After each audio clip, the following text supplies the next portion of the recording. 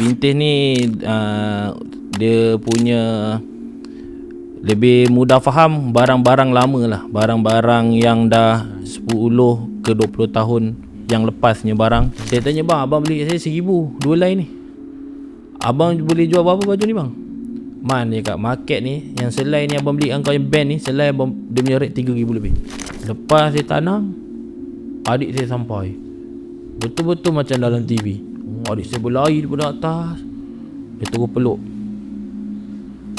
Oh, saya tengok tu, saya macam, weh, adik aku ayah aku tak jaga pun boleh macam tu keadaannya. Aku time tu baru saya rasa macam silap lah, aku silap lah macam tu.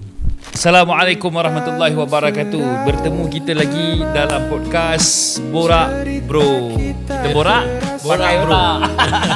Borak pakai otak.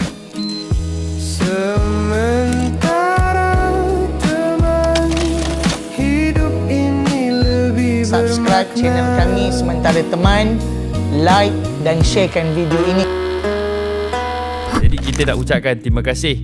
Terima kasih yang pada subscribers kita, followers kita, orang yang dah like, yang dah subscribe, yang dah komen, yang dah share. Terima kasih banyak-banyak atas sokongan anda. Jadi teruskan share. Mudah-mudahan ramai lagi yang akan dapat manfaat daripada podcast kita ni. Sesuai dengan hadis kita selalu ingatkan tentang hadis ni. Man dalla ala khairin falahu ajru fa'ilihi. Atau kama qala Nabi sallallahu alaihi wasallam. Barang siapa yang menjadi sebab kepada sesuatu kebaikan, barang siapa yang menunjukkan kepada satu jalan kebaikan, falahu ajru fa'ilihi.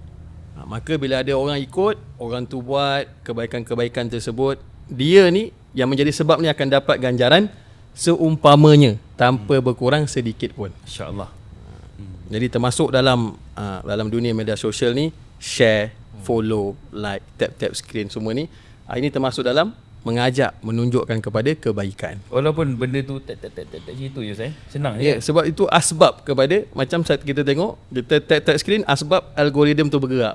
Ada orang tengah scroll, tengah ada masalah, tiba-tiba dia nampak, ada penyelesaian rupanya. Dekat podcast ni ada cerita penyelesaian.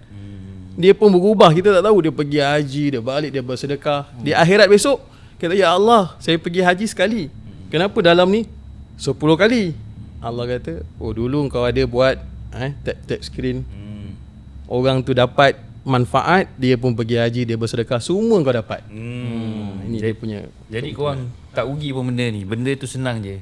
Komen, follow, subscribe, komen. Kalau kita ada live, tap screen. Senangnya lah kan. Senang. Jadi alhamdulillah kali ni kita dah kali kedua kita bersiaran dengan Ustaz Muhammad kan. Jadi kita nak ringkaskan.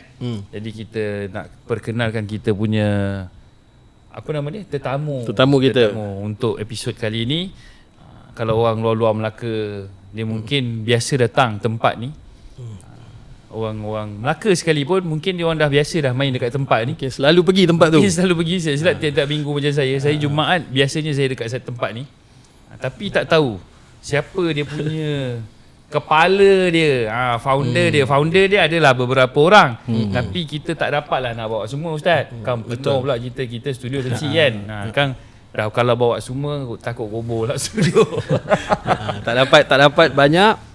Kita bawa sikit, tak dapat sikit. Semua jangan tinggal semua. Jadi kita bawa salah seorang, sepatutnya dua tapi satu orang sakit mata. Jadi alhamdulillah kita bawakan guest kita daripada kita, ataupun founder kita. Founder Vintage Night Market. Betul. Vintage Night Market Melaka. Muhammad. Apa nama kau man? Nama betul. Nama betul lah. Nama pendek orang panggil Aiman lah. Kalau nama penuh Muhammad Zul Aiman. Pendek Aiman yang dulu pernah jadi tagline. Aiman tak kisah. Satu Malaysia tu. Ada lagi Ada lagi. Aiman tak kisah. Sampai hari ni. Sampai hari ni orang panggil lagi Aiman tak kisah. Masih. Itu tahun bila punya iklan tu kan? Tu top 90-an tu bang. 90-an ataupun awal tahun 2000. Memang time saya kecil lah tu. Kan? Sekarang kita nak tengok Aiman yang kisah. Aiman yang kisah. Ataupun lebih kuat kisah Aiman lah. Kisah Aiman lah. Kisah Aiman. Allah. Jadi Man, kita bawa sini, yang pertama sekali kita nak tahu macam mana boleh terbit keinginan main barang-barang vintage, Bang bandel. barang bandel ni lah. Allah. Okay bang, sebelum tu nak tengok vintage ni apa? Macam kita mungkin di kalangan macam saya mengaji pondok kan. Kita dengar nama ni macam Transformers, vintage, robot ke apa? Boleh tengok vintage ni apa? Okey, definisi definisi dia. Definisi untuk vintage. Vintage ni dia punya lebih mudah faham barang-barang lama lah. Barang-barang yang dah 10 ke 20 tahun yang lepasnya barang. Yang kita panggil tu barang-barang vintage lah. Mungkin yang boleh didapat dalam keadaan cantik dan mungkin dah tak boleh dapat dengan keadaan cantik tapi dapat dalam keadaan lusuh. Barang-barang lusuh, Barang-barang lama lah. vintage kan. So, Kalau dalam kalau dalam mengaji kan pasal soalan kau Yalah, sebab tu saya terfikir juga Quran kategori vintage lah. vintage betul, tapi kalau kaedah untuk mengaji yang vintage mukadam. Mukadam. Ya, betul. Vintage tu mukadam tu. mukadam. Budak-budak sekarang dia orang tak kenal mukadam. Tak kenal. Dia orang tahu Iqra kan. Sebab Iqra tu pun dah mempengaruhi lah. Tu evolution lah. Evolution dia, tapi yang vintage punya style tu mukadam tu. Barang-barang lama 10 tahun 20 tahun 10-20 tahun. Betul. Macam tu lah.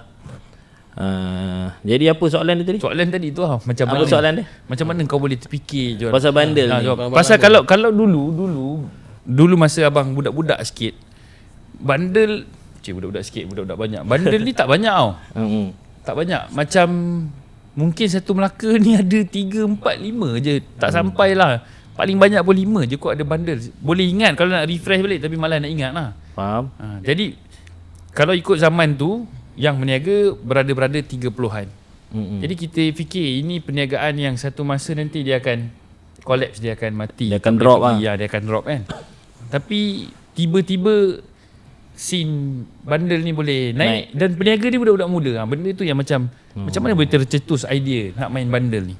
Okey, bandel ni dulu sebelum saya start berniaga lah. Sebelum kita organize vintage nak rakyat Melaka ni, kita ni pengguna. Tapi untuk saya bukan pengguna yang tegar lah. Bermaksud ada masa beli barang baru, ada masa beli barang bandel lah, barang terpakai ni. Jadi ngikut pada peredaran fashion waktu tu lah. Sebab waktu tu kita masih lagi dengan zaman motor. Jadi apa yang rasa sesuai kita pakai. Jadi macam mana boleh terlibat dengan bandel ni? Apabila benda yang pertama saya nampak, bandel ni antara salah satu perniagaan yang dimonopoli oleh orang Melayu. Kalau perasan, memang orang Melayu yang monopoli perniagaan ni. Lepas tu antara perniagaan yang mungkin mudah untuk semua orang mulakan. Bermaksud tahu tempat nak beli supply tu, rajin jual, belajar brand dia apa semua, InsyaAllah dah boleh jalan. Tapi penting juga knowledge tu kan. Kalau kata mudah, kalau kau tanya abang, mungkin sebab abang mileage dah tinggi. nak hafal brand-brand kan, kadang-kadang susah kan. Macam ada satu kali tu abang pakai satu baju tu, tapi dia orang memang kenal barang budak-budak ni. Abang tak ingat siapa. Rasanya dah kemal kot. Macam mana kau boleh pakai brand ni bang? Maknanya dia tahu brand ni memang tak ada dekat Malaysia. Brand ni memang bandel luar, brand luar kan. Dalam dunia dia orang tu brand special lah bang. Tu kelebihan bandel ni, salah satu ni macam abang cakap dia, macam Abang Farin cakap, sebenarnya bandel ni, budak-budak yang pakai bandel ni selalu ni dia nak kelainan. Dia nak pakai barang yang tak keluar dekat Malaysia satu. Nombor 2, butik yang tak ada dekat Malaysia pun ya. Nombor 3, barang tu mengikut benda yang dia tengah into. Maksud dia contoh kalau time tu dia skater, so dia nak pakai barang skateboarding. Contoh dia gig band ni orang, dia nak pakai barang macam ni. Jadi bandel dekat arah tu. Sebab waktu permulaan tu, yang saya ingat lah, kalau waktu zaman saya main motor tu, antara tempat kita kalau nak beli baju, mesti kita pergi shopping lah. Kan? Kalau Melaka Dataran Pahlawan, Kota Perit. Tapi butik-butik contohlah, saya bagi satu brand lah. Macam Stussy, apa lagi? Brand-brand luar macam Patagonia. Jadi brand-brand ni tak ada dekat Malaysia. Jadi kat mana nak dapat, dia akan dapat kat bandar. Patagonia abang first time. Barang bakir. Macam brand abang pakai ni sekarang, Higa ni.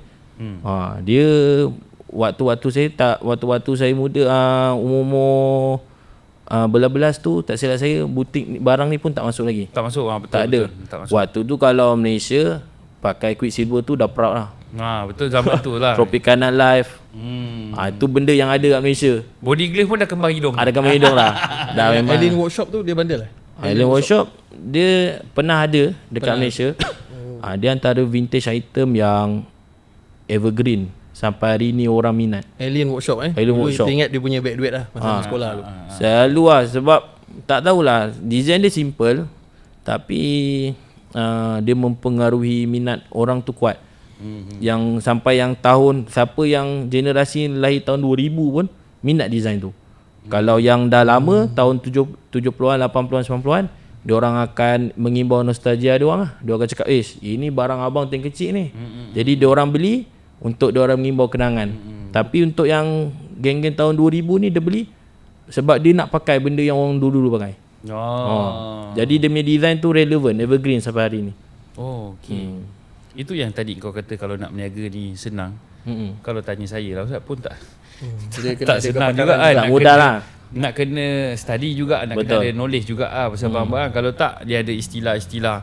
Contoh macam barang-barang, ini barang jackpot kan. Dia ada barang-barang jackpot dia. Kalau tak kenal barang, takut barang tu jackpot tapi kita jual harga-harga biasa je kan.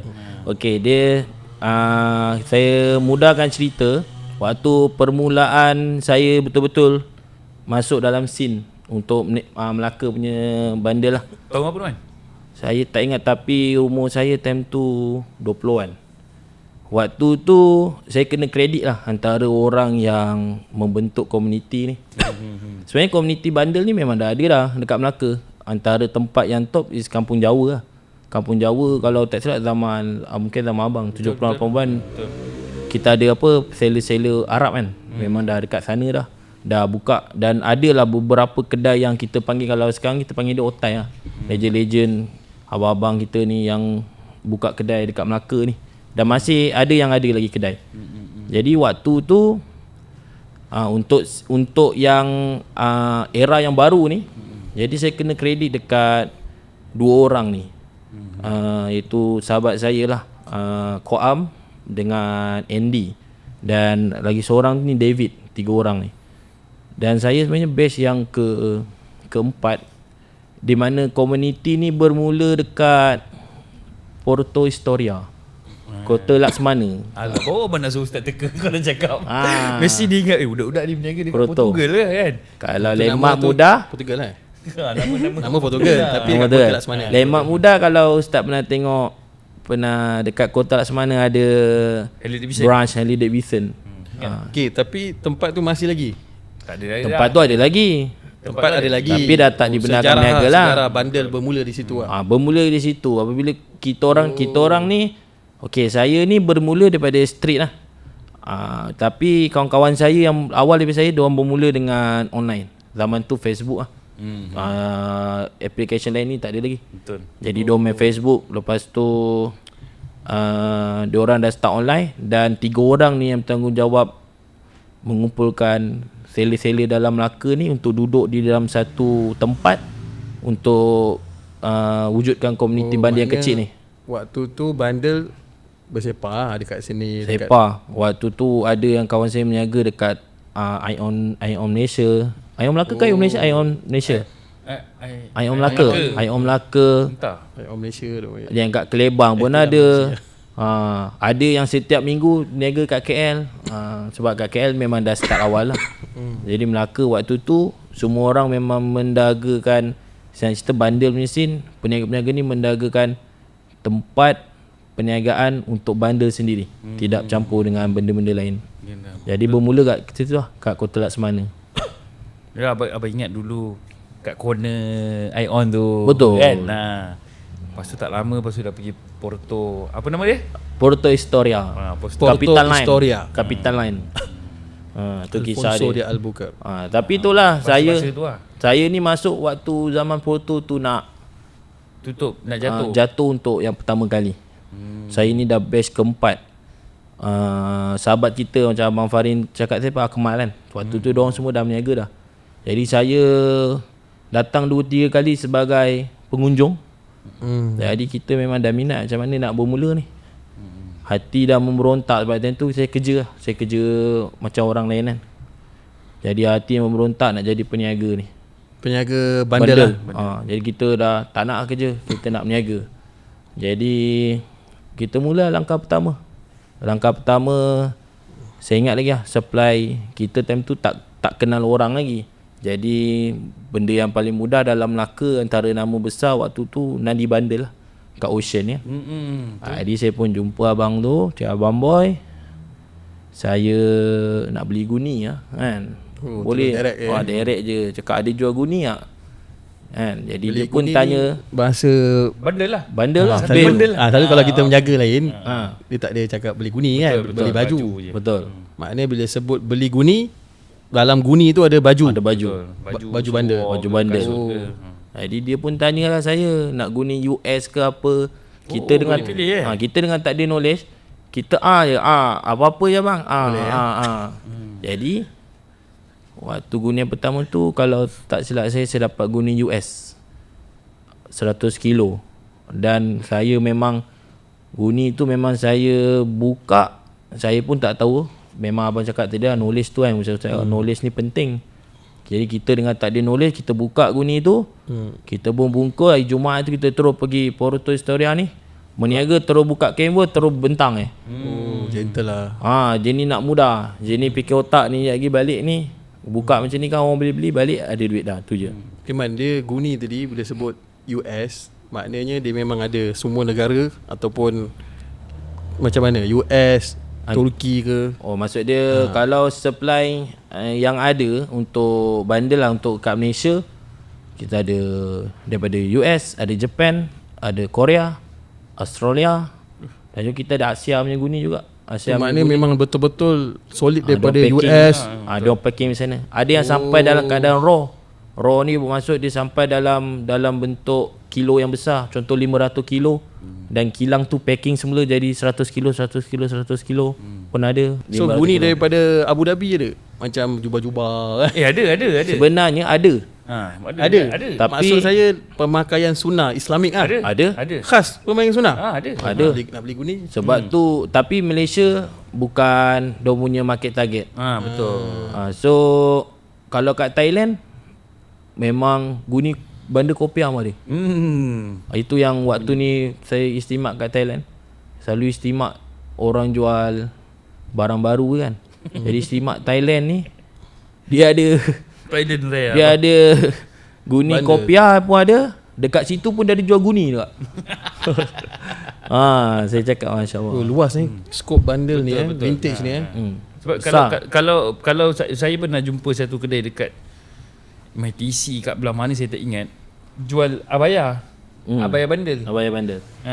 Jadi memang bila Ustaz cakap tu saya kata saya yang mengiyakan bukan dia. Ada kan. Memang ada.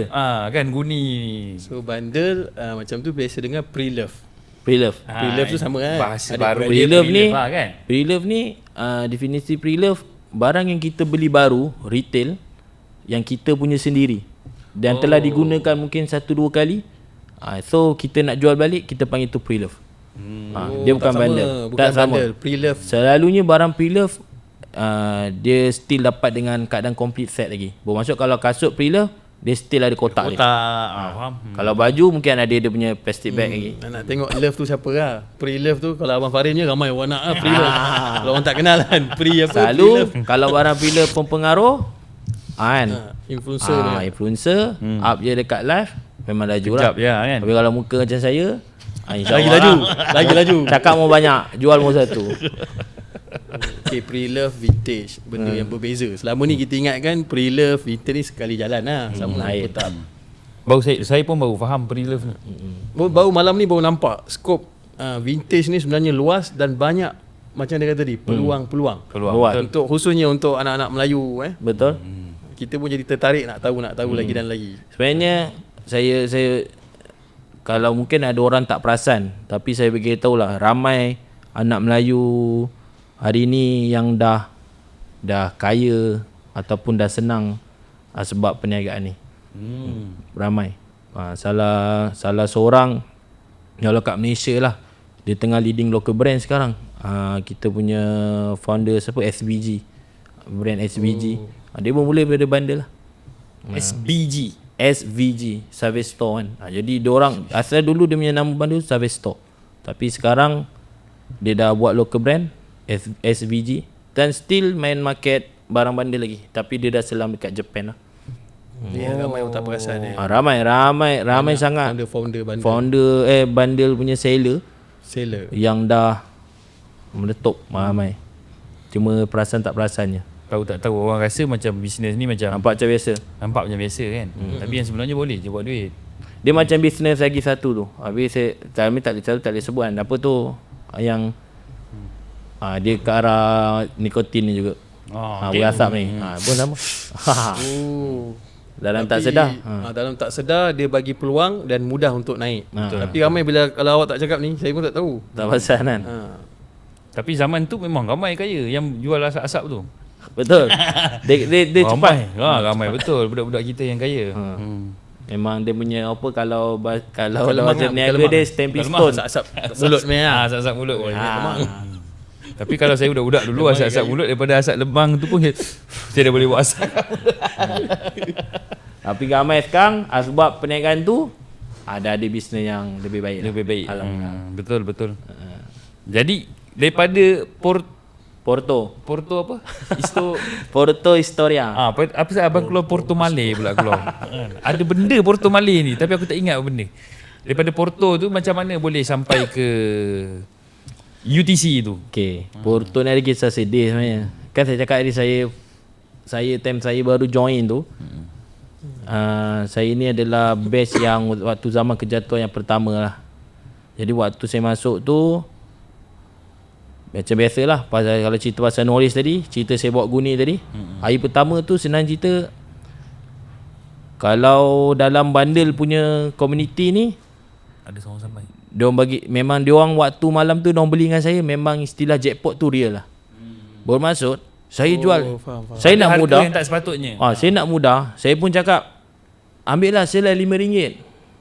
Tapi rupa guni yang pertama saya ambil tu, dalam guni tu ada baju band, ada baju skate, ada baju streetwear yang saya tak tahu.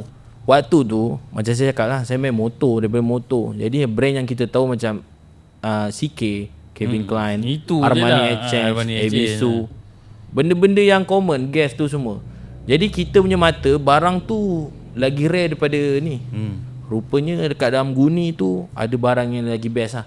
Jadi waktu diorang dah ambil barang, saya pun gembira lah, sebab saya dapat duit, diorang dapat barang.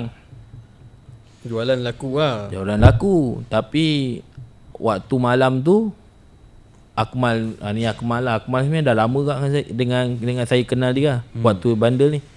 Akmal ni orang yang waktu malam tu dia terdetik macam tak baik lah buat budak ni macam ni.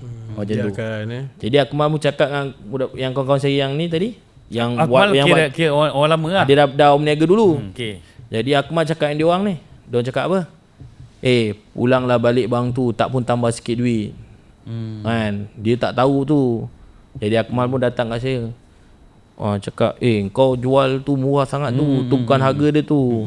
Tapi alhamdulillah lah waktu tu community ni dia tak ada pulang tu. Dia tambah sikit. Tapi waktu tu saya jenis, bagi saya dah okey lah. Yang RM5 tu dah pun berpuas hati lah. saya dapat duit macam Balik modal kalau lah. kita kerja nak tunggu 1 bulan. Jadi malam tu orang semua hulur duit kat saya. Siapa tak suka kan. Jadi macam okey lah ni. Tengok maju. Padahal ada barang baik, orang tak tahu. Orang ambil. Jadi collection malam tu ada dalam 200 lebih. Bagi saya dah best lah. 200 lebih saya nak bagi. Tapi kalau ikutkan nilai barang pada malam tu, dia boleh pergi dalam 800 lebih. Tu kisah yang tu. Jadi macam mana daripada Porto boleh pindah ke UTC? Porto ni waktu kita orang duduk dekat situ, the building tu orang panggil retail lah. Orang sewa kedai ni belum masuk lagi. Belum masuk. Betul, banyak kedai kosong. Jadi tempat tu memang kalau kita orang tak duduk, memang semak samun lah. Jadi yelah sebab pembangunan kan. Jadi makin lama ada penyewa. Building tu penyewa makin bertambah sehingga branch Harley Davidson tu masuk. Branch Harley Davidson tu masuk je, satu memo lah, surat dikeluarkan bagi tahu peniaga-peniaga building tu tak membenarkan lah kita meniaga di kaki 5 depan kedai diorang sebab diorang dah start meniaga. Jadi diorang perlukan space parking tu semua. Jadi kita kena akur lah as a peniaga street macam tu, memang kena akur sebab diorang bayar sewa building. Kita ni tapak parking je. Tu kira asam garam. Itu biasa. Nak marah pun tak boleh, nak rasa macam tu tempat kita pun tak boleh. Itu kau masa dekat Porto tu sewa tapi di bawah permit Capital Line punya hotel. Diorang yang buat permit lah. Lepas tu sampailah lepas kejadian tu kita orang meniaga bersepah lah. Itu yang start saya meniaga KL tu. Saya start meniaga Subang Bestari dengan kawan-kawan Melaka ni. Pergi Kota Dam, Kota Damansara, Jalan Raja Bot. Wah, betul. Kota Dam. Jalan Raja Bot. Kota Dam Kota Damansara. Jalan Raja Bot. Yang Batman punya tempat. Jadi kat situ kita start kenal otai-otai dekat KL ni. Bila kita orang start naik KL, otai-otai bandel lah. Kalau lagi kat Jalan Raja Bot tu memang mostly semua yang kalau dalam scene tu memang ada nama. Lepas tu adalah 6-7 bulan niaga macam tu. Setiap minggu lepas solat Jumaat naik KL, air Isnin bawa balik. Ulang-ulang macam tu. 3 hari. Niaga hari Minggu saja. Hari Minggu. Sabtu, Ahad. Betul. Setiap minggu Ustaz keluar 3 hari niaga tu. Betul lah. Mandi dekat toilet apa semua. Sampai ada satu hari tu penat. Kita pun saya dengan sahabat saya ni, Abang lah. Kita pun berdecide minggu ni tak naik KL lah. Kita meniaga kat Kelebang lah. Time tu Uptown Wat Piri ada lagi. Kita pun meniaga kat Kelebang. Jadi kat Kelebang ni dah biasa kat KL sale sedap Masuk Kelebang waktu tu yalah ada orang Uptown, tiba-tiba kita masuk bandel. Jadi kita jadi orang panggil apa? Ganjil lah macam tu. Jadi lebih kepada temenung lebih meniaga. Jadi dalam temenung pun kawan saya cakap abang saya ni cakap apa? Hujan macam ni? Hujan emas di negeri orang. Hujan batu ni sendiri. Jadi saya pun fikir. Dia cakap, Man, apa kata start minggu depan kita meniaga balik dekat Melaka. Sebab kalau susah-susah pun kita meniaga, tak ada sale pun, kita nak balik rumah makan dekat. Kalau kita dah kat tempat orang, kadang tak ada sale, jadi meminjam. Tak nak susah dengan orang, ikat apa kot. Jadi saya cakap okey lah, kita meniaga Melaka. Start nak buat apa, naikkan balik. Jadi kita pun panggil kawan-kawan balik meniaga dekat Melaka. Lepas dia meniaga dekat Melaka, kejatuhan yang kedua. Dia tak lama, cepat benar Allah uji kan. Masa tu dekat mana? Masa tu dekat area Porto tu, tapi kat belah depan sekali. Yang sebelum? Yang sebelum tu kat belah belakang. Allah uji. Tu jatuh lagi. Malam tu kita time tu muda, hati dah memberontak. Saya pun cakap, tak apa lah kalau tak boleh berniaga, minggu depan saya nak rainbow. Kalau istilah rainbow dalam peniaga ni, niaga tanpa lesen. Dekat mana? Kat seberang jalan. Kat Kota Laksmana juga, dia ada satu tapak parking selalu kereta-kereta dia buat apa? TT lah, bayar TT. Betul. So saya cakap, saya nak berniaga situ. So kawan-kawan ni pun cakap, bermulanya dia orang ni mengikut waktu malam tu. Dia orang cakap saya, Man, kalau kau nak rainbow, kita nak ikut lah. Cakap ikut-ikut lah, kena sama-sama. Cakap, maksud dia tak ada kepala kat sini. Okey lah. Bermaksud start je kita pindah ke depan, kita dah tak ada penganjur. Faham. Tak ada penganjur. Jadi bermula perniagaan kat depan tu, tapi tak lama juga. Dalam masa 2-3 minggu berniaga, yelah, bila kita berniaga dalam keadaan tak ada permit, bila setiap minggu berniaga tu kita akan berborak pasal vision. macam mana ni Cak, macam mana, apa kita nak buat apa ni, Mana nak pergi mana nak pergi ni kan? Hala kita tuju macam kan. mana. Sampai bila macam ni? Jadi bermulalah, jomlah kita buat permit kita ni. Jadi saya dengan zero knowledge tu, yalah saya waktu tu passion lah, kita memang apa-apa bandel. Jadi kita pun belajar pergi buat. Tu yang start pergi buat permit tu. Dapat, alhamdulillah permit semua dapat lesen. Tapi Allah uji lagi. Baru dapat permit, dapat sebulan je berniaga. Lepas tu terus Dekat tempat yang kereta tempat tu. Ha. Sebab kitong kawasan tu dapat report, maksud dia tak boleh jalankan perniagaan kat situ. Orang malam lah, tak sebab apa semua. Ada orang report. Tapi dia tak benarkan lah. Bila tak benarkan, so malam tu sedih lah. Kita orang pun duduk ada satu kedai makan ni, kita orang berbincang. Time tu adalah dalam 20 ke 30 orang Ramai. awal tu. Jadi saya cakap dia macam mana kan, kita ni nak pergi mana, tapak tak ada apa semua. Waktu bincang-bincang tu biasalah, ada yang nak follow, ada yang tak, ada yang setuju, ada yang tak. Jadi benda tu berlalu 1 minggu. Dalam masa 1 minggu ni kat sini bermulanya macam mana boleh ke UTC. Apabila dari kita bercakap biasa, time tu kita orang tengah lepak. Ini kalau cerita yang saya ingat, kita lepak dekat Mamak Daud tu, dekat Antua Mall. Oh, depan vintage sekarang ni Okey. Betul. Jadi dekat sini waktu malam kita orang lepak tu, kita ada Abang Zizi ni, saya punya kira owner company yang sekarang. Kalau Rambut putih tu. Abang Zizi. Jadi kalau sekarang company untuk vintage punya ni penganjur, dia own company. Jadi waktu tu Abang Zizi ada, Abang Saiman saya tak ingat. Yang ada saya malam tu. Jadi Abang Zizi ni dia memberi cadangan, tapi cadangan tu buat kita buka minda. Dia cakap apa? Man, ada orang bagi tahu dekat UTC ni boleh sewa. Sebab dulu pernah ada penganjuran food truck pasar tani. Betul. Bila dia cakap macam tu, kita terus betul lah. Jadi dekat UTC sekarang dah tak ada apa kan. Bila dah tak ada apa, saya waktu tu kerja masih daripada kerja yang hakiki kerja kilang. Time tu saya nak tamu saya kerja McDonald lah. Kalau buat kata ustaz saya masjid 24 jam. Lama betul tu Abang ingat lagi tu. Jadi waktu saya kat McDonald tu, waktu malam tu juga saya cakap saya boleh menggerakkan, tapi saya tak ada apa. Maksud dia saya tak ada company, saya tak ada SSM. Jadi Abang Divi ni antara orang yang willing. Malam tu dia cakap, Man boleh pakai company dia, tapi dengan syarat kau dengan Abang Seman yang kena menggerakkan. Jadi dia akan duduk belakang kita orang, apa-apa dia stay lah. Itulah keadaan dia. Jadi mulalah proses kita orang pergi buat tu semua, pergi bincang. Saya nak kredit jugalah UTC orang pertama bantu kita Puan Aisyah, Cik Abu Raira. InsyaAllah nama macam Semua nama madrasah. orang hebat.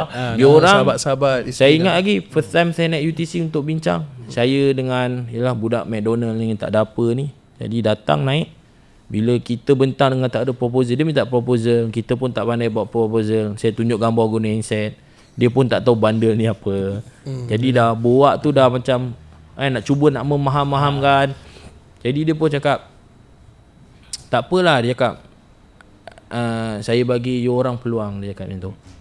Kalau Puan you Aisyah ni lah. Puan Aisyah, kalau you orang betul-betul boleh buat, I bagi you peluang. Dia orang dia cakap dia macam ni Jadi nama Aisyah. dia orang. Dia orang, you orang. You. Dia kata. Pejabat. Tapi apa pun kita doakan lah orang macam ni, kita doakan Allah balas dia dengan sebaik-baik. Sampai ni saya memang ingat jasa dia orang. Lepas tu kawan saya Abang Saiman ni, ni yang saya ingat lah. Dia berjanji pula dengan pengurus ni, kan? Dia boleh berjanji. Dia cakap, boleh Puan Aisyah, insyaAllah bagi kita 3 bulan je. Alamak, Allah gerakkan hati dia lah, bagi confident. dengan yakin dia cakap, saya pun pandang dia pun pandang saya. Cakap alamak 3 bulan. But waktu 3 bulan tu, yang dia cakap 3 bulan tu, kita datang sebenarnya lebih kepada borak bubel tu. Tanpa planning yang, tanpa asas kukuh yang betul. Jadi habis dia meeting 6 bilik pengurus tu, terus duduk dekat dia punya timbalan pengurus ni, Cik Abu ni. Jadi Cik Abu ni yang buatkan kita punya kereta kerja. Dia kata tak apa, bagi bagi detail, dia buat spek government punya. Kan, buat macam ni sebab nak kena mohon dekat jabatan kan. Yalah. Jadi dia pun buat dicat kan. Kita orang pula turun ni daripada UTC tu, building tu, keluar dari building. Saya terus tanya dia, bang, macam mana 3 bulan nak buat apa? Sebab waktu tu peniaga yang ada dengan kita, kalau tak silap saya dalam 20 ke 25 orang je. Tapak besar-besar tu, peniaga yang nak bersama dalam 20 ke 25 orang. Tak ramai ya. Kalau abang ingat, waktu full perniagaan kita orang, kita betul-betul kat tepi zinc je. Oh, maknanya tak cukup ramai lagi. 20 tempat memang besar. Kalau nak banding dengan sekarang berapa orang? Oh, sekarang 100 lebih bang. Oh, jauh. Betul lah. Memang jauh. 25 orang tu, jadi kita nak kena fikir macam mana nak bayar sewa, macam mana kita nak pasang lampu ni, macam mana nak bermula ni benda-benda ni. Jadi benda tu lah bermula dengan perbincangan, mesyuarat. Tu baru start bermulanya UTC punya Bermula UTC. Dan memang betul lah mulut night market. Allah punya aturan. Kawan saya ni, yalah, mungkin Allah bagi dia gerak untuk bercakap benda tu. Memang 3 bulan dekat UTC kita buat opening yang pertama, dan dibantu oleh Puan Aisyah dengan UTC lah. Puan Aisyah dengan Cik Abu, dia bantu buat ada auto show semua kereta kan. Jadi dia terus opening yang terus Meletup.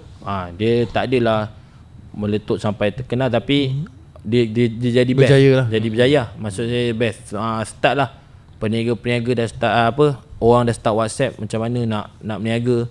Yang berniaga bandel, yang peniaga barang baru pun ramai nak masuk. Tapi kita cakap kalau kat sini kriteria barang bandel, macam tu. Dah start, dah ada communication. Dah start kita buat page, macam tu. Waktu tu macam Aiman tak sangka lah 3 bulan tu boleh capai. Tak sangka. Kalau diorang cakap apa yang jadi kat vintage hari ni sebab saya tak setuju lah. Sebab bagi saya ni aturan kan Allah buat. Sebab usaha diorang yang awal-awal ni ramai lah. Kalau saya nak kredit, memang ramai. Jadi kat sini kita boleh ambil satu pelajaran kepada yang tengah struggle. Janji Allah tu benar, janji Allah tu pasti. Sebab daripada kisah ni kita tengok, yalah, kita dengar pun dah rasa berat tu. Kalau alami lagi berat. Di sebalik kesusahan, Allah janjikan kesenangan. Betul. Dan Allah Ta'ala ni dia mengikut sangkaan hambanya. Sebab tu bila saya dengar tadi Aiman kata Allah gerakkan hati dia nak dapat job ni untuk bantu ramai orang. Dia kata 3 bulan. Dia yakin. Maka Allah Ta'ala bagi Allah perkara tu mudah. Easy. So kepada yang struggle ni, teruskan perjuangan, teruskan usaha. Di sebalik kesusahan akan datang kesenangan. Kesenangan, betul Ustaz. Macam itulah keadaan dia. Ya alhamdulillah lah. Vintage sebenarnya dah tahun depan dah tahun ke-9 kat UTC. Lama sih. Saya pun Lama. secara jujur saya sampai kehabisan idea apa nak buat vintage tu. Yang saya sekarang lebih ke arah menunggu kalau ada orang-orang organizer luar yang datang untuk berbincang projek-projek yang best yang boleh kita JV. Collab kan. Saya sampai dah tak ada idea lah. Saya rasa dah macam-macam lah nak buat ni, buat tu, buat ni, buat tu. Semua tu dah pernah dalam 9 tahun dah macam-macam buat lah. Dah macam-macam buat. Jadi antara yang berjaya meletup event lah. Kita event lah. Tak adalah saya cakap tak pernah gagal. Maksud dia tak pernah miss lah. Setiap tahun memang kita ada event official kita. Pada awal-awal dulu semangat terlebih 1 tahun event 3 kali. baru Jos. Oh, baru memang Jos. Seronok 3 kali. Benda tu berlaku yang 3-4 tahun ke. sampai 4 tahun dapat jaga Lepas tu dah slow sikit. Saya cakap buat setahun 2 kali je lah. Mana yang official penting.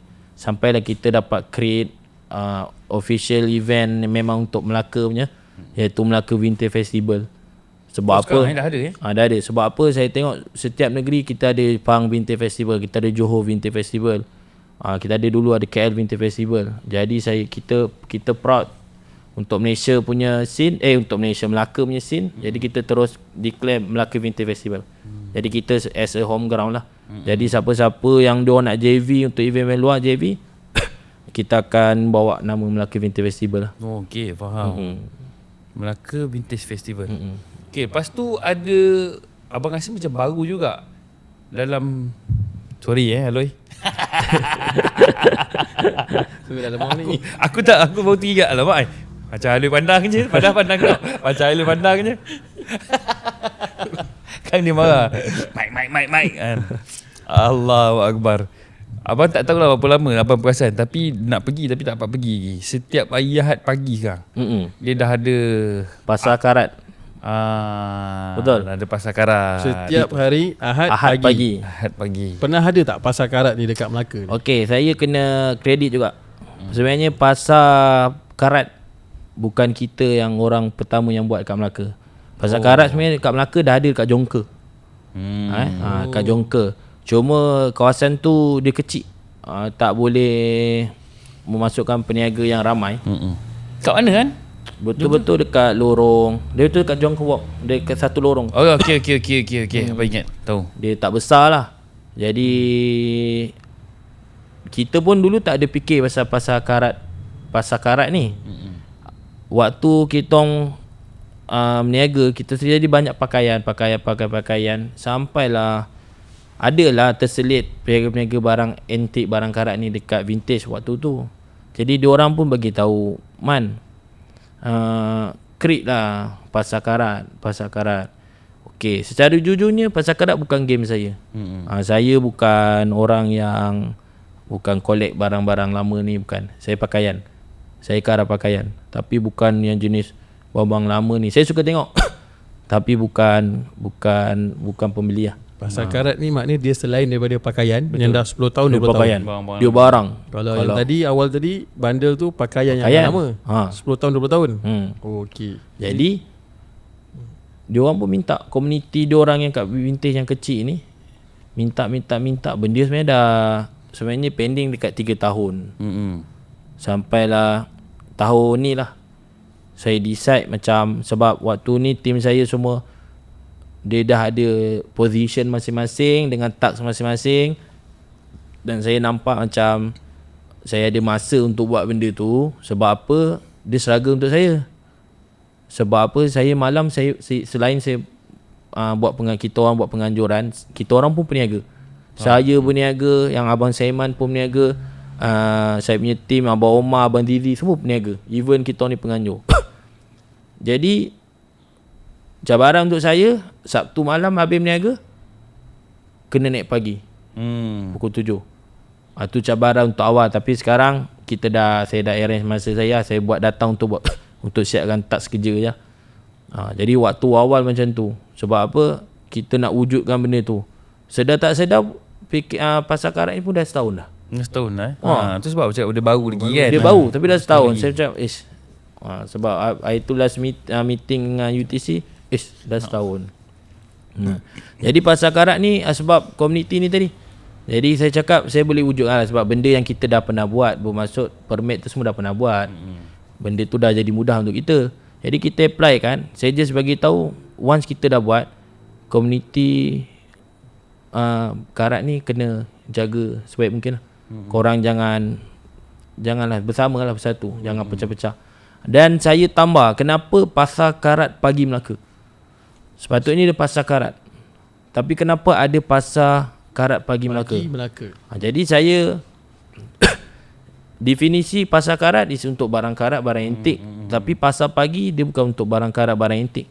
Pasar pagi ni kalau kita fahamkan, macam-macam boleh jual. Apa saja, pakaian ke, sampai barang basah pun kita boleh pasar pagi. Jadi saya jadikan sebab tak nak nanti kan bila kita buat pasar karat, in the end tiba ada nak buat penambahan produk atau lain punya game, nak kena ubah nama. Jadi saya terus buat pasar karat pagi Melaka. Dia lock terus barang-barang dia tu kan. Dan saya terus open untuk semua orang, memudahkan urusan siapa sahaja orang, walaupun dia bukan peniaga, boleh datang berniaga pada Ahad pagi tu dengan konsep kabusel. Mudah. Faham? Even dia suri rumah ke, dia siapa-siapa dia bekerja Ahad pagi tu. Maknanya bagi peluang kepada semua orang. Tak kira lah rakyat Melaka ke. Tak kira. Bermaksud kat rumah dia tu Ustaz, ada je barang terpakai, tapi elok lagi dah tak mau pakai. Dah tersadar je kat tepi.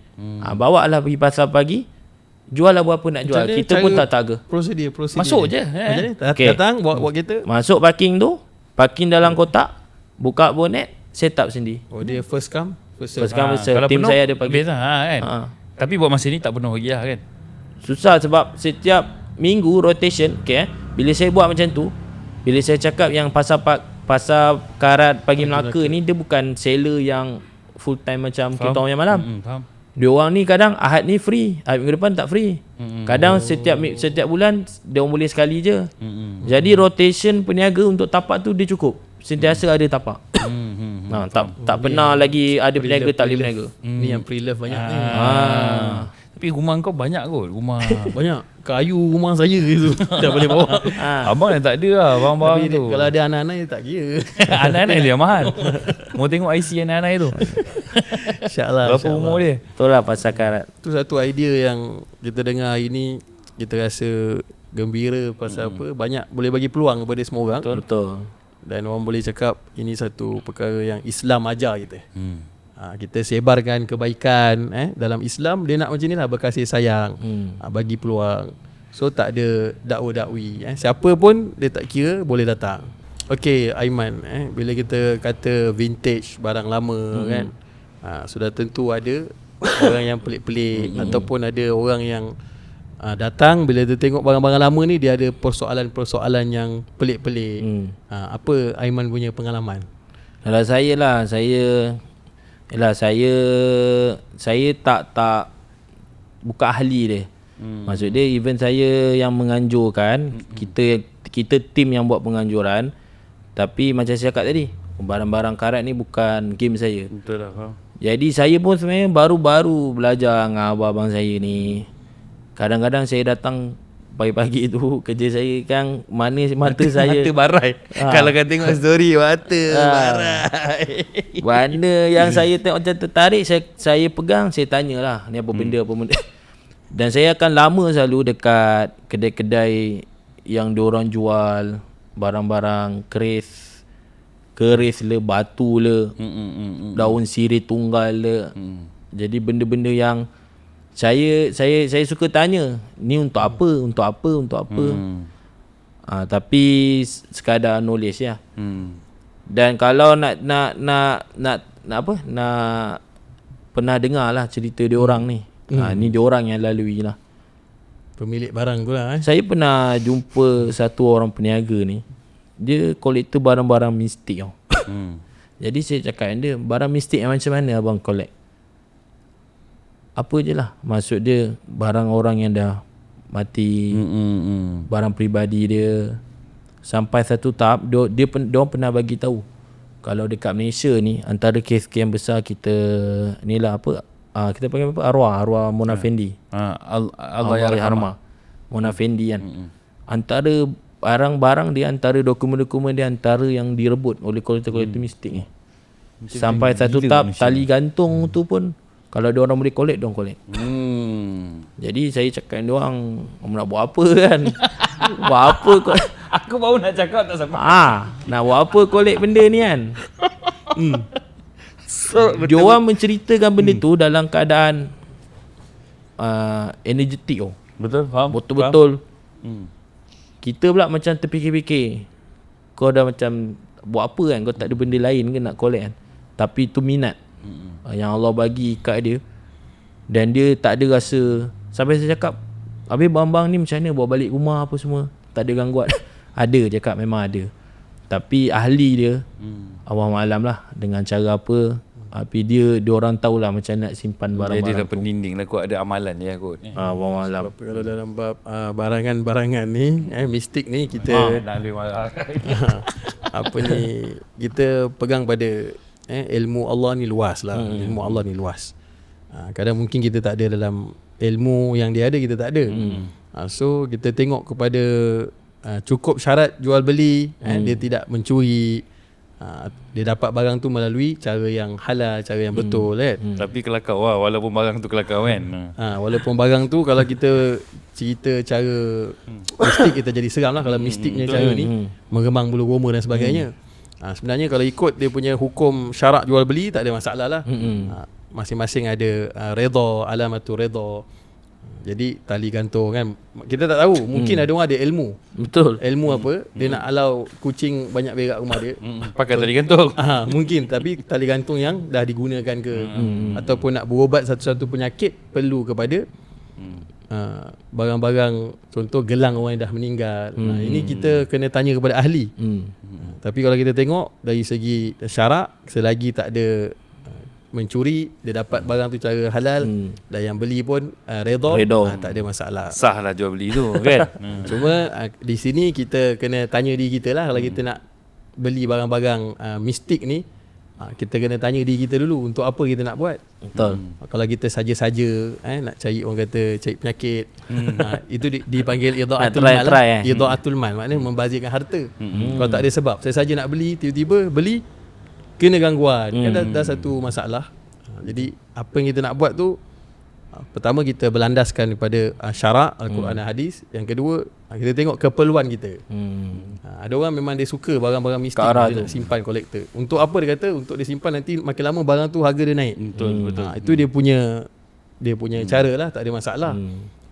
Ada orang dia beli untuk berubat, pun tak ada masalah. Ada yang simpan buat dia Ustaz kan? Yang simpan. Tapi kalau kita tak ada apa-apa saja, kita tengok, wah ni rare, tali gantung, kita beli, itu dah kira pembaziran harta. Dan kalau benda tu datangkan mudarat lah kat rumah kita, daripada baik-baik suami isteri jadi bergaduh, dia jadi haram lah. Faham? Jadi mudarat Abang pernah tengok siapa punya story, abang tak ingat lah. Dekat tu lah, pasar karat pagi tu lah, ada jual dah lupa Ustaz, masa kecil-kecil dulu kita main kereta apa? Tamiya ke Dash yang kuru? Kita Dash Dash ada kan? Abang Dash lah. Dash yang kuru. Aku tak ingat nama kereta tu, tapi itu antara idaman. Ada dalam kotak lagi siap. Aku kata macam mana siap dia orang boleh simpan macam ni main lama. Aku mileage dah macam ni. Kereta tu mileage kosong-kosong lagi kan. Tapi ada Arab. Ada Arab ni story. Arab kata ada duit tapi belum tentu mampu beli. Belum tentu dia nak jual. Oh, barang tu gila punya barang kan. Benda-benda tu yang shock pergi tempat-tempat macam ni. Puas kan? Puas, betul. Saya puji lah kalau dari sudut peniaga, saya memang memuji geng pasar karat ni, dia rajin. Rajin, komuniti dia pun kuat. Lepas tu kalau nak cerita dari segi engagement ataupun kita punya apa orang panggil perjalanan, untuk pasar karat pagi ni dia mudah, dia tak sesusah vintage nak market Melaka yang malam. Sebab apa? Tarikan untuk barang-barang karat ni sangat tinggi. Betul. Maksud dia kalau kita per video pun senang pergi. Orang-orang lebih attract untuk datang. Kadang dia tak membeli, dia orang lebih suka tengok macam tu. Pasar karat ni kalau pergi kau tak nak beli pun boleh jadi membeli. Boleh jadi suka. Baru-baru ni tempat saya berniaga sarapan pagi tu kan, tak tahu Ustaz datang tak datang hari Sabtu, dia ada buat event. Jadi kedai saya tu bontot je, belakang je kan, dia buka lah pintu depan. Jadi dia jual barang-barang macam tu. Ada majalah, magazine, kartun tahun 74. Nipis je, kertas dulu Ustaz, tahun 70 ni. Sentimental value tu kan. RM30 dia jual, la ilaha illallah, berapa helai je komik bangang kau jual segitu mahal kan. Tapi yang best, ada orang yang datang beli. Dah tak dapat lagi kan. Benda tak dapat tahun 74, mana datang lagi. Saya pun belum ada. Ustaz lagi lagi jauh. Rare lah kalau zaman-zaman 80-an 90-an dia orang apa? Info ni kalau yalah dia tak ada internet kan. Waktu zaman tu dia orang melalui iklan. Kalau dalam underground ni panggil apa? Zain. Betul. Dia Zain. So dia orang nak tahu knowledge sesuatu pun dia perlu tengok Zain. Ustaz tak tahu lah. Dia macam malfuzat lah. Dia macam malfuzat lah. Saya terfikir kan, sebab apa barang-barang karat ni, barang-barang lama ni, kalau macam Abang Farin cakap, bila kita open mesti ada orang kerumun. Beli insya-Allah ada, kalau tak beli pun dia mesti nak tengok. Jadi kat situ pernah kita terfikir sebab apa? Saya pernah terfikir dan saya pernah tanya Abdul Antik. Abdul Antik dekat Jongka. Dia memang keturunan dia jual barang-barang yang beli pun raja-raja. So saya tanya kenapa saya ada dia punya barang, saya nampak tu macam teko kecil kat rumah saya ada sebiji. Tapi dia jual harga dalam 200 ada, 2,000 ada, 200,000 ada, dia banyak. Yang saya yang kat rumah saya tu RM200 banyak. Jadi saya terperanjat lah, saya tanya dia, ada orang nak beli ke Ji? Dia kata dalam barang-barang karat ni, barang-barang antik ni, kita biar je, lama-lama pasti ada orang akan beli. Saya kata, kenapa? Kenapa orang tu beli? Kadang Sultan datang beli. Okay, nak tahu kenapa? Sebab dalam barang-barang ni, macam abang cakap tadi, sentimental value, sebenarnya dia ada terapi. Terapi ni maknanya ketenangan yang Allah letakkan pada barang-barang ni. Okay, so saya pernah tanya ustaz juga. Kita puzzle kan lah. Saya tanya ustaz, barang-barang lama ni, ustaz kata barang-barang lama ni dia ada dua. Satu, lama macam penyapu buruk, orang dah tak nak lah, orang buang. Tapi lama yang bermanfaat ni, bila mana barang-barang ni dia ada pengorbanan di sebalik barang tu, kita tak tahulah kan. Orang yang nak dapatkan, nak hasilkan, dia ada kisah, ada pengorbanan. Kita tak tahu kisah tu, tapi dia akan datangkan pengorbanan dia tadi, susah payah dia tadi pada barang tu. Kita yang tengok ni, kita akan dapat feel terapi, ketenangan. Ada orang dia dapat ketenangan. Dan cuma kalau macam ustaz kita, dia buat lawak lah. Dia kata satu lagi, barang ni jadi rare, jadi antik sebab apa? Bila dia barang lama, dia lagi dekat dengan zaman Nabi sallallahu alaihi wasallam. Jadi dia ada boleh jadi juga kan, walaupun dia lawak. Faham? Betul. So bila kita sebut tengok barang lama ni ada ketenangan, saya banyak kawan-kawan, antaranya pelukis. Dia nak melukis ni, dia pergi dekat SWAT. Dia pergi SWAT. So dia pergi SWAT, ambil masa, dia bercuti kat sana, sambil tu dia lukis. Lepas tu dia simpan lah, macam awak cakap kan, dia simpan. Ada satu orang Cina datang tengok, okey berapa harga? 200,000. Cina tu bawa balik, orang rumah dia telefon. Dia kata, hello Haji, you punya barang 200,000 suami saya beli ni, sekarang ada problem lah. Kenapa? Seminggu dia balik kerja, dia akan duduk depan barang tu, dia akan tengok. Dia tak main dengan anak-anak. Jadi benda-benda ni, sebab nak pergi sana kan pengorbanan. Betul. So yang haji ni, bila kita tanya macam mana Haji boleh hasilkan karya macam ni, Faham. jadi Haji ni kata, satu, dalam dunia seni ni, terapi ni bila dia nak buat tu dengan penghayatan, kena pergi dekat tempat dia. Dan Haji ni dia ada baca, dia kata. Baca apa? Masa buat tu baca Yasin, dia berselawat, dia ada buat amalan. So dia cakap dengan orang rumah Cina ni, tak ada apa pun, lama-lama nanti dah bosan, okey lah. Tapi benda ni dia tunjuk kepada kita, ketenangan, nak dapat ketenangan ni, dia punya harga dia. Walaupun kadang-kadang orang nampak lukisan, apa lukisan ni biasa, kita tak faham, orang kata tak kenal barang. Tapi ada orang yang dia nampak, dia rasa tenang, Allah letakkan ketenangan. So boleh jadi harga tinggi. Dan apa yang saya nak sentuh panjang ni, sebenarnya kalau kita, Allah Ta'ala ni dia maha baik. Dia siapkan ketenangan ni yang mahal ni, semua orang boleh dapat. Dalam Al-Quran Allah kata apa? A'udzubillahi minasyaitanirrajim. Ala bi dzikrillah tatma'innul qulub. Ketahuilah dengan kamu berzikir, mengingati Allah, kamu akan dapat ketenangan. Jadi kita cubalah, di samping kalau kita tengok barang-barang lama ni, dia ada terapi dia. Tapi kalau kita cuba mempelajari, kita cuba kaji dalam bab zikir, mengingati Allah ni, kita akan dapat lebih lagi ketenangan. Faham? Maksudnya kita tengok sesuatu dan kita menghayati sesuatu tu, kemudian kita sandarkan pada Allah SWT. Sandarkan kepada Allah. Allah yang maha hebat. Seni, Allah seni yang maha besar. Betul. Seni berat kalau nak faham betul. Kerana kita pun tak faham sekarang punya seni yang banding tulisan, tak lukisan. Tapi boleh jual mahal-mahal kan. Dia sama lah Ustaz. Kalau tadi kita banyak sentuh pasal barang karat kan, baju pun macam tu. Betul. Baju, kadang saya pernah jumpa baju yang design tu, kalau mungkin kalau orang awam tengok, dia akan buang terus. Kita orang as a seller pun majority tak tahu tu baju apa. Terlalu simple. Tapi harga dia, rate dia, dalam dunia ada tempat dia. Baju, saya ingat lagi. Sampai kalau untuk saya sendiri melalui, ada satu hari rezeki saya lah, waktu tu pun saya ada benda yang saya nak guna. Maksud dia kewangan lah. Kewangan time tu tengah problem sikit. Jadi kita pun tawakal. Waktu tu duit yang ada tu, kalau saya ambil guni ni, adalah balance sikit.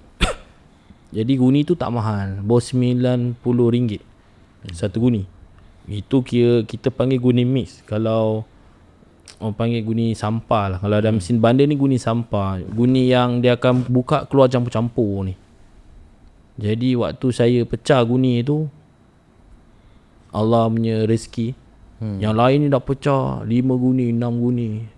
Saya pecah 1 guni. Tu je yang ada. Keluar 2 helai baju. 2 helai baju ni yang Allah selesaikan saya jadikan asbab untuk selesaikan masalah. Yang lain tu, lepas saya keluar 2 helai baju dan guni ni, baju yang lain yang boleh dijual lagi tu, saya terupap. Saya cakap siapa nak ambil harga berapa, kalau tak saya tinggal dia. 2 helai tu jual kat situ juga. Kawan-kawan yang tengah pecah tu tengok, dia terus berminat nak beli kan. Alhamdulillah 2 helai tu jual dekat 1,000 lebih. Subhanallah. Dari RM90. Apa menyebabkan dia ni dia Waktu tu senang cerita, saya sendiri tak sempat kaji baju tu. Maksud dia, saya dah tahu dah, okey baju ni band. Tapi saya tak sempat nak buat research. Baju ni band, adakah kolektor punya item ke apa ke. Yang saya tahu time tu saya nak pakai duit. Jadi bila saya angkat, bila abang ni kira otai lah keadaan Melaka, antara orang panggil awalin untuk bandil-bandil mesin dalam Melaka ni. Jadi abang ni offer saya, Abang Tahir ni. Abang ni cakap, Aiman, abang beli 2 helai ni, malam ni abang bayar cash.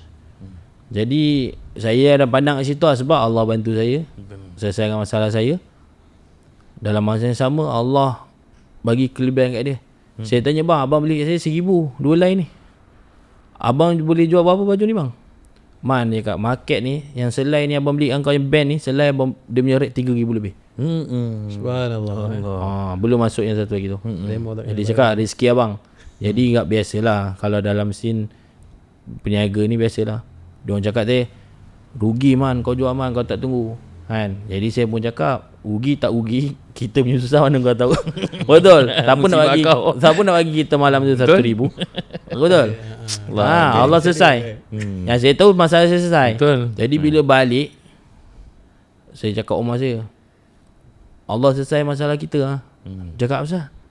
Ni ada 1,000. Rumah saya cakap, mana awak dapat duit? Cakap, saya pecah guni, keluar barang ni. Menangis lah. Tentu macam oish. Jadi rate barang ni memang real lah. Memang banyak lagi kisah barang-barang yang jackpot kita dapat ni. Antaranya kisah tu lah. Dia dah boleh masuk tadi kisah tu real main tau. Tapi dia kata cerita jackpot pula, aku darah betul. Dia tak mau cerita lagi pasal Allah Ta'ala macam bantuan. Dia kata pasal jackpot pula. Aku dah standby tu ayat-ayat cocok. Air dia tukar. Ayat dalam bundle ni dapat jackpot. Jackpot. Allah bagi dia bila Allah nak bagi kita, Allah cari alasan Allah nak bagi kita ada sebab. Kita minta dengan Allah, minta dan bila kita dah minta, Allah pasti bagi. So Allah cari alasan, okey nak bagi sekarang tak kena lagi, dia punya amal tak cukup lagi. Jadi apa yang kita buat, paling kurang Allah tengok, dia ni sangkaan dia pada aku, usaha dia, doa dia pada aku. So Allah jadikan asbab dia. Iman buka je guni, tengok ada 2 barang. Kita nak tahu juga sebab kadang-kadang benda-benda baik yang berlaku macam tu, sebelum benda tu berlaku, kadang-kadang ada satu peristiwa mungkin ataupun niat kita yang menyebabkan perkara tu berlaku. Kan? Ataupun mungkin nak pergi buka buka guni, koyak guni tu mana dah tahu dalam on the way tu nak pergi 2 rakaat dulu kan. Jadi nak tahu Aman, kalau kau ada apa-apa amalan ataupun kau rasa sendiri apa yang menyebabkan Allah bagi kau 1,000 hari tu juga. Kalau waktu kejadian tu, kalau nak cerita pasal amalan, dia tak ada amalan apa pun. Cumanya lumrah satu manusia ni, dia akan benar-benar berharap minta waktu betul-betul terdesak. Dah sampai hidup kan. Dia beza kalau dalam duit kita, even kita dalam poket kita ada duit. Contoh kita ada 1,000 dengan satu orang yang dia ada duit tapi dalam poket dia RM1 duit dia. Nilai dia berbeza, 1,000 dengan RM1. Jadi doa dia berbeza. Pengharapan Orang yang dia pun tak RM1 sama. ni, dia punya doa dia, ya Allah, sebab dia tinggal RM1 tu. Jadi dia mesti doa betul-betul, paling-paling mau dapat RM1,000 ni.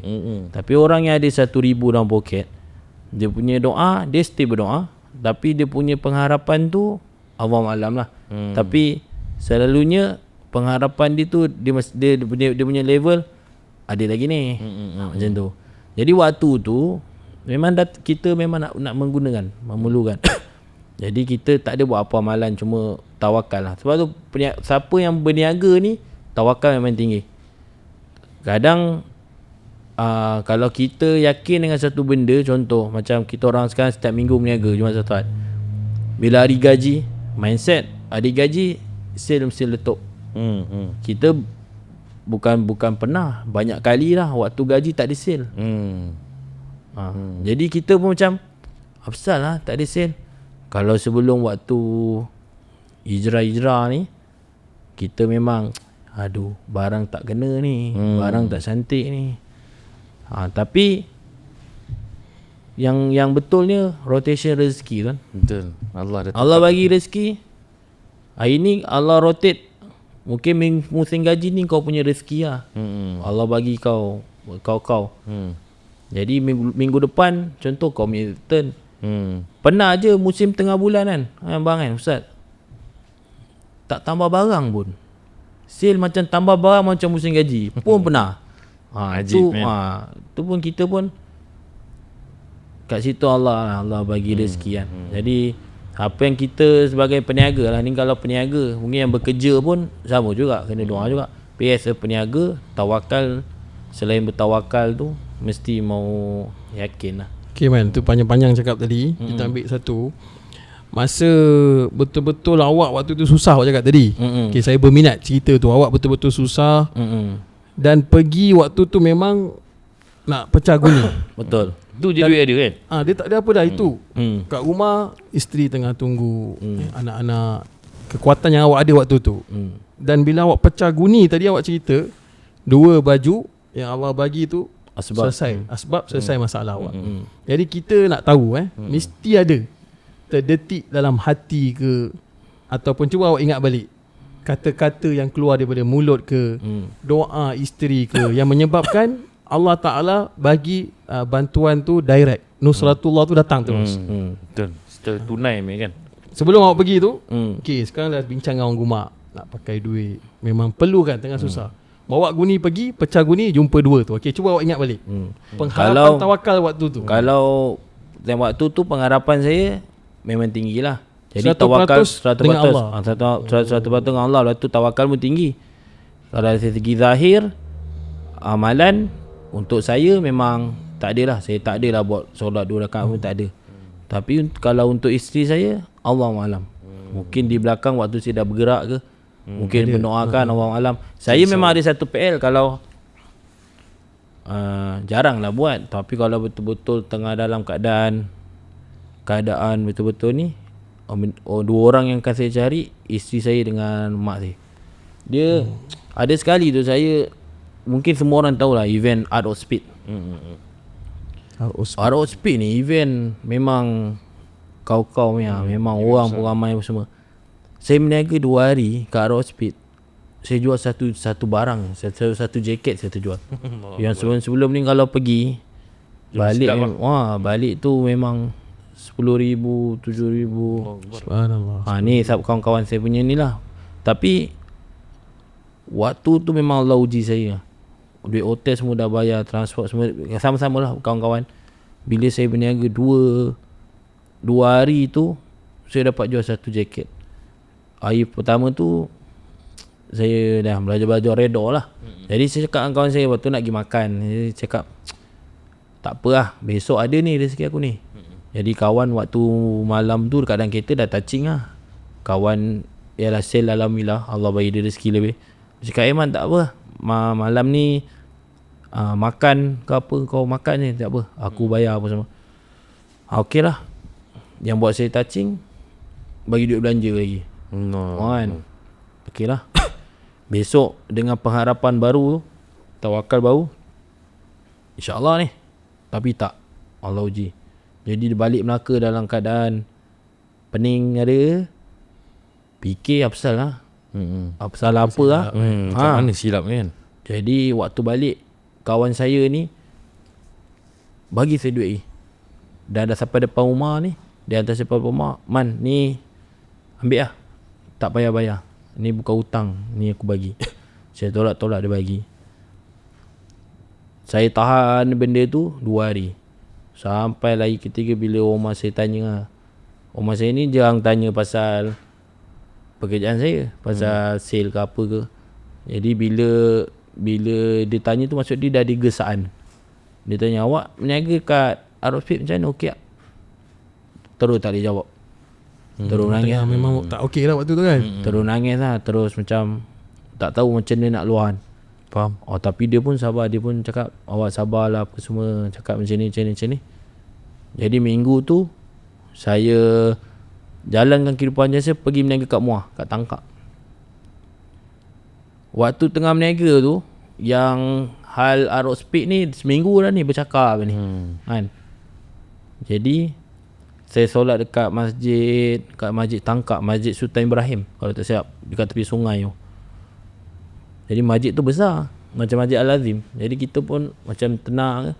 Saya terdetik telefon mak saya dalam masjid. Saya pun call. Jadi saya cerita lah. Mak saya ingatkan semua okey je. Saya pun cerita, pergi Aerospip berniaga macam ni. Dalam bercerita tu menangis lah kan. Jadi mak saya pun cakap, sabarlah Angah, ibu doakan ni. Habis Allah punya kuasa, doa ibu. Minggu depan Allah bagi. Tak payah pergi event, tak payah pergi berniaga biasa, Allah bagi dekat tapak berniaga. Ni yang saya cakap ni, benda top up barang, ya duit dah tak ada, nak restock apa kan. Pakai barang sama, Allah bagi. Saya telefon mak saya. Amalan yang mujarab kita tengok adalah doa ibu. Dua orang ni lah kan, ibu dengan isteri kita ni. Ibu dan isteri kita. Yang kita terlepas pandang sebenarnya, bila kita susah, kita minta doa ibu. Sebenarnya kalau kita dah dengar cerita macam ni, why not kita minta doa ibu ni setiap hari. Setiap hari bangun pagi sebelum pergi kerja. Kalau siapa yang rasa dia susah sangat tu, agama banyak bagi penyelesaian, banyak bagi jalan. Kalau saya tengok daripada cerita Aiman ni, doa ibu ni kita boleh buat setiap hari. Nak pergi kerja, telefon dulu, tanya khabar ibu, apa khabar, ada apa-apa hajat ke, ada apa-apa hikmat ke. InsyaAllah yakin Allah akan selesaikan masalah, luaskan rezeki. So saya nak kongsi satu kisah. Nabi Musa AS, bila mana Allah Ta'ala panggil Nabi Musa untuk bermunajat. Nabi Musa ni dia kalimullah, dia boleh bercakap dengan Allah. Dia nak pergi bermunajat sebagai satu orang Nabi dan manusia. Terlintaslah dekat dalam hati dia kan, macam mana nanti aku punya anak, isteri, keluarga aku pergi munajat, siapa yang akan bagi rezeki. Jadi Allah SWT nak tarbiyah Nabi Musa, kerana dia satu orang Nabi ulul azmi, nak bagi tahu yakin. Nabi kena yakin betul-betul. Kau semua kena yakin. Yang bagi rezeki siapa? Allah. Maka Allah perintahkan, wahai Musa, pergi pada satu tempat, jumpa batu, pukullah batu. Maka dalam riwayat kata Nabi Musa ni dia ada tubuh badan yang kuat. Bila dia pukul batu tu pecah, dalam batu ada batu, pukul lagi pecah sampai 3 kali, ada kata 5 kali pecah. Dan yang terakhir bila pecah adanya ulat. Dalam kitab yang sahih cerita benda ni, kitab-kitab pondok, guru-guru kita kata ulat tu tadi bila Nabi Musa tengok, dia ta'ajub. Itu panggil terperanjat. Sebab apa? Dekat mulut ulat dalam batu tu ada daun yang masih segar. Masya-Allah. Dalam batu lapisan ada ulat, ada daun. Macam mana kalau fikir logik? Kemudian Nabi Musa dengar ulat tu bertasbih. Apa yang ulat tu baca? Subhana man yarani, Maha suci Tuhan yang melihat akan aku. Wa ya'rifu makani, Tuhan yang mengetahui tempat aku. Wa yarzuquni, Tuhan yang memberi aku rezeki. Wala yansani, dan tidak pernah melupakan aku. Baru keyakinan tu datang balik, bahawa yang bagi rezeki kepada Nabi Musa, kepada kita semua pada hari ini, dia adalah Allah. Allah bagi rezeki. Bila yakin kita sampai, bila awak tadi cakap dah tak ada apa dah, macam orang dekat tengah laut, dah tak ada siapa, mula dia minta tolong. Dia kata tolong kawan dia pun gerak, guru dia gerak, tinggal dia seorang. Dia tanya guru dia, saya nak belajar yakin. Selalu dengar ustaz cakap yakin ni macam mana? Jom ikut naik sampan pergi tengah laut. Guru dia pun tinggalkan dia, bocorkan sampan, guru dia balik. Dia panggil, guru apa kau buat ni guru? Tapi bila dah tak nampak guru dia panggil siapa? Ya Allah, sekarang tinggal aku ya Allah. Pada ketika itu pasti Allah Ta'ala akan datangkan bantuan Allah. Yakin je. So peniaga-peniaga, Aiman pun dah kata, semua akan lalu benda ni. Betul. Semua akan lalu tawakal. Semua jauh mana tawakal kita. Kita kena usahakan yakin kita. Yakin yang sebenar-benarnya. Yakin yang macam mana? Orang tanya. Yakin yang mendorong kepada amal. Dan satu tip yang saya dapat belajar dekat dalam podcast hari ni, jangan tinggalkan doa ibu. Kadang kita tahu tapi ibu hidup lagi kita tak minta. Rugi ya amat. Telefon, kalau jauh telefon, kalau boleh jumpa itu terbaik. Assalamualaikum ibu, apa khabar pagi ni?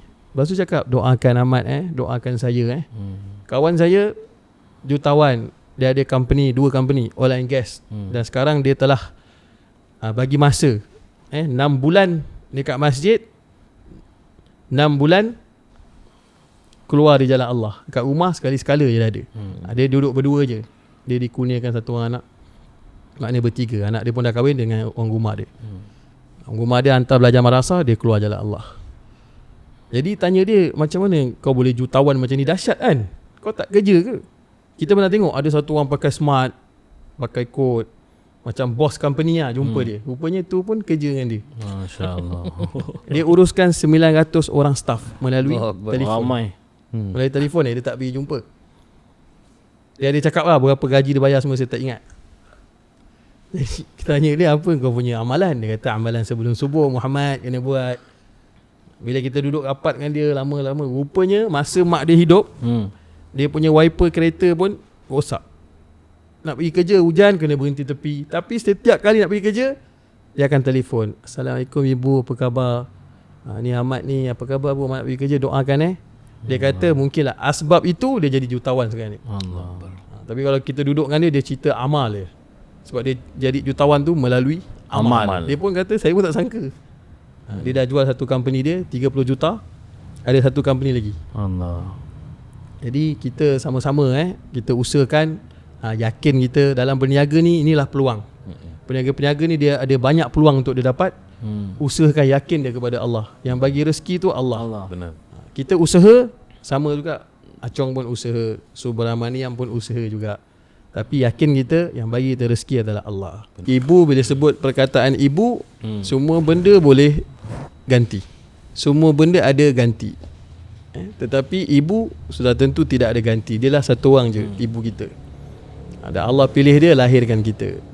Jadi ibu ni, kita pun tahu kisah si Tanggang disebabkan derhaka dengan ibu, Tanggang jadi patung. Disebabkan buat baik dengan ibu, dapat rezeki, dapat macam-macam. Jadi Aiman tadi, macam mana Aiman boleh terdetik, boleh pergi kepada ibu, minta doa ibu? Apa yang mendorong, motivasi nak pergi cari ibu tu? Okey, untuk kisah tu, secara jujur kan Ustaz cakap tadi, kalau perkara paling baik amalan paling baik ketika ibu kita masih ada, sentiasa hubungi ataupun balik tengok. Saya antara anak yang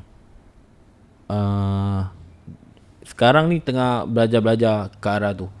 Kalau dulu, bayangkan saya duduk rumah saya kero rumah saya betul 2 tunggal. Setahun tu saya balik 2 kali Macam saya duduk Singapura. Setahun 2 kali Setahun 2 kali. Tapi mak saya banyak datang kat saya. Bila saya dulu kerja yalah fast food Jadi dia datang, bila dia Angah, kat mana ada buat kerja? Ada. Jadi duduk saya waktu tu memang pergi kerja lagi kerja. Tapi saya duduk hostel Jadi mak saya datang. Benda tu berlaku sebab saya ni dibesarkan dalam keluarga yang broken. Saya daripada darjah 4 Jadi arwah ayah saya ni dia berkahwin lagi satu lah. Jadi daripada jam 4 ni memang kita adik-beradik. Adik saya yang lah tu dah duduk dengan makcik saya. Jadi yang 3 orang ni memang duduk survive lah. Memang balik sekolah abang saya masak atau saya masak, sama-sama makan macam tu lah. Dan arwah ayah saya ni alhamdulillah lah, bagi saya ayah yang hebat lah. Sebab walaupun ada masalah dengan ibu saya waktu tu, tapi tanggungjawab sebagai seorang ayah, saya boleh kata setiap minggu tak pernah culas lah balik untuk bagi duit belanja apa semua lah, walaupun dia tak ada duit. Tapi sebab kejadian tu, saya rasa lah, saya antara anak yang hidup dalam keadaan survive. Maksud dia berdikari. Which means dengan keluarga jauh. Saya utamakan kawan-kawan dulu. Daripada darjah 6 ni memang saya dah start ikut catering kat kampung apa semua.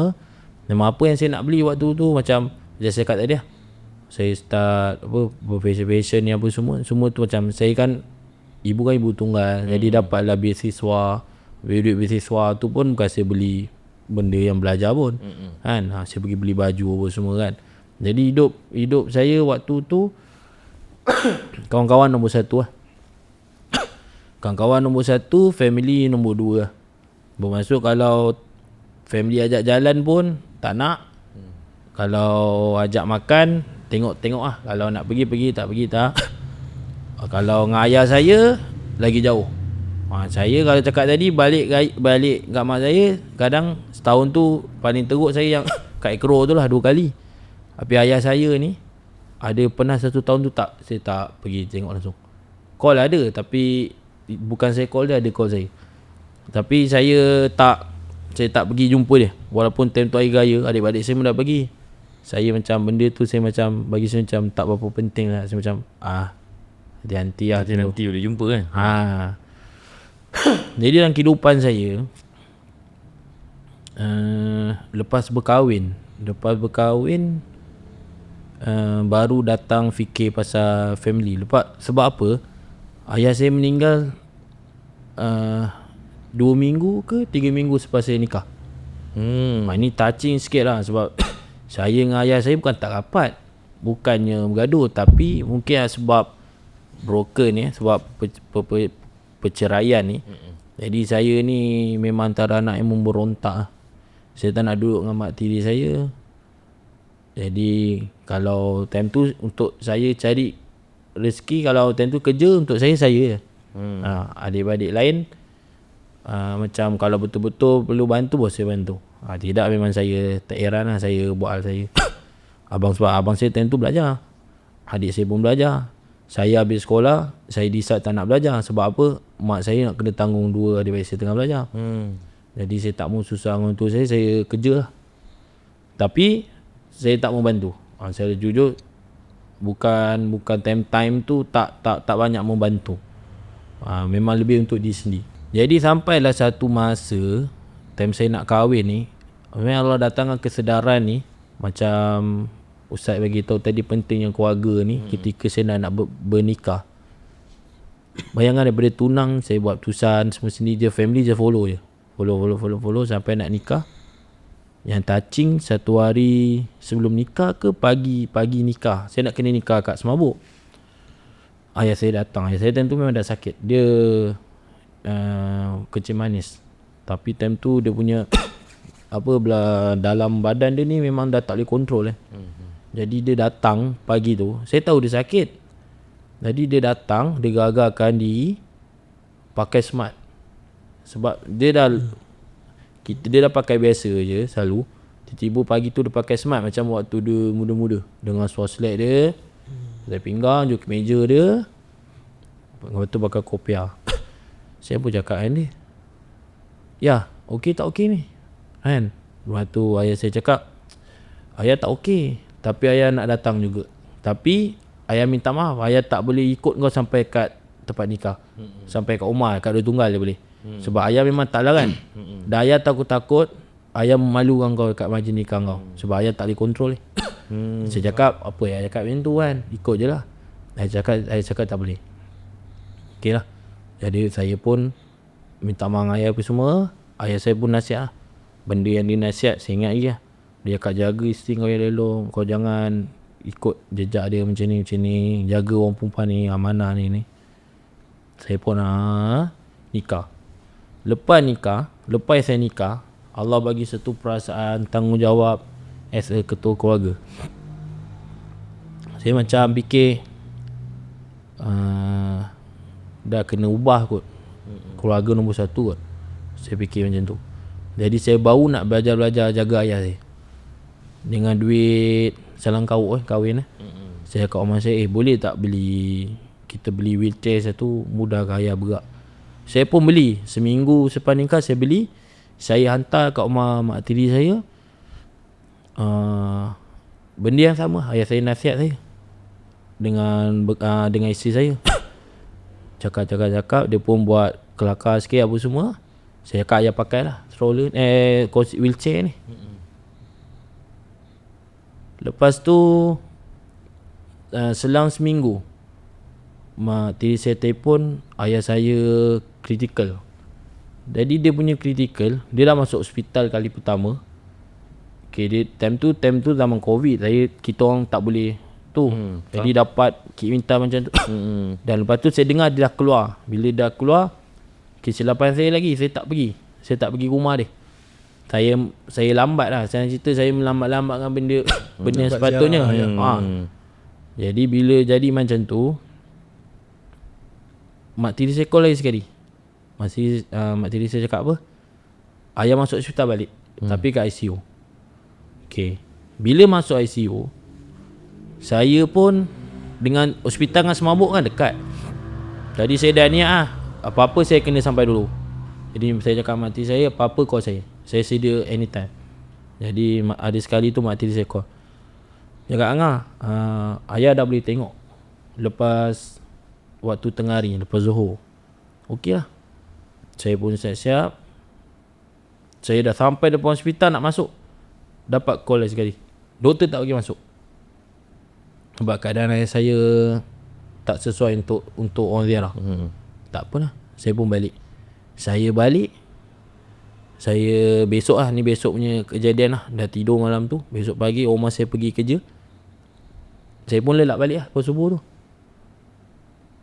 Tiba-tiba ada orang kejut saya, rumah saya kejut saya balik. Saya pun pandang, saya cakap bukan dah pergi kerja tadi kan. Saya dah bau lelap kan. Kita kalau bau lelap kan macam berat kan. Tu cakap ibu call banyak kali tu, ayah dah meninggal. Jadi saya pun tengok. Waktu tu saya tak rasa apa. Saya macam itulah mungkin sebab saya kurang imak ayah saya. Memang tak beritahu sangat. Jadi waktu tengok telefon, betul mak saya telefon kali ni, saya call abang saya. Cakap, kau kat mana Long? Cakap, kat rumah ni. Alung tengah nak siapkan tempat mandi semua. Kau balik lah cepat. Ni tolong ni. Yalah. Jadi saya balik, saya bantu abang saya siapkan tempat tu semua. Ibarat macam perasaan saya lah. Mungkin lah, saya ni macam orang yang bantu ngurus, macam orang suruh bantu ngurus lah. Saya cerita. Bukan macam bapak kita lah, macam anak. Kita tak ada lagi nak nangis, tak ada. Relax je. Set up macam biasa. Sampai ambulans tu hantar arwah saya kat rumah. Tapi dalam keadaan baju hospital lagi. Saya pun cakap abang saya, apasal baju ni tak potong ni kan? Dato' Alun saya cakap, tak apa, jangan banyak tanya, kita buat je. Sebab anak lelaki yang dewasa tu ni adik saya kat KL. Kita pun buat potong apa semua. Jadi sampailah dekat Long tempat mandi jenazah. Sebab mandi jenazah ni yang mandikan Bilal kampung saya dulu, ajar saya ngaji. Jadi dia ingatlah kita orang ni kan. Jadi dia cakap, kau dua orang tahu mandi jenazah? Saya cakap, waktu tu saya 50-50. Walaupun dah belajar tapi tak diamal. Kurang ambil bahagian. Jadi abang saya memang tahulah. Abang saya cakap, boleh Bilal. Jadi buat. Time saya basuh, saya mandi kat arwah ni, saya mandi, dia dah start flashback. Flashback. Sampai lidah kafan nak tanam. Time tanam, adik saya kat KN ni kan PKP. Adik saya kat KN ni kisah dia sedih sikit. Sebab adik saya ni daripada kecil memang tak dapat ayah saya selama ayah saya hidup, dia dapat jumpa adik saya ni 3 kali. Sebab adik saya diberi pada makcik saya ni memang umur time menyusui. Jadi memang last jumpa pun dekat Hospital Sedang. Saya ingat lagi, waktu tu adik saya pergi kat Hospital Sedang tu, memang tu peluang dia nak jumpa. Ayah saya pun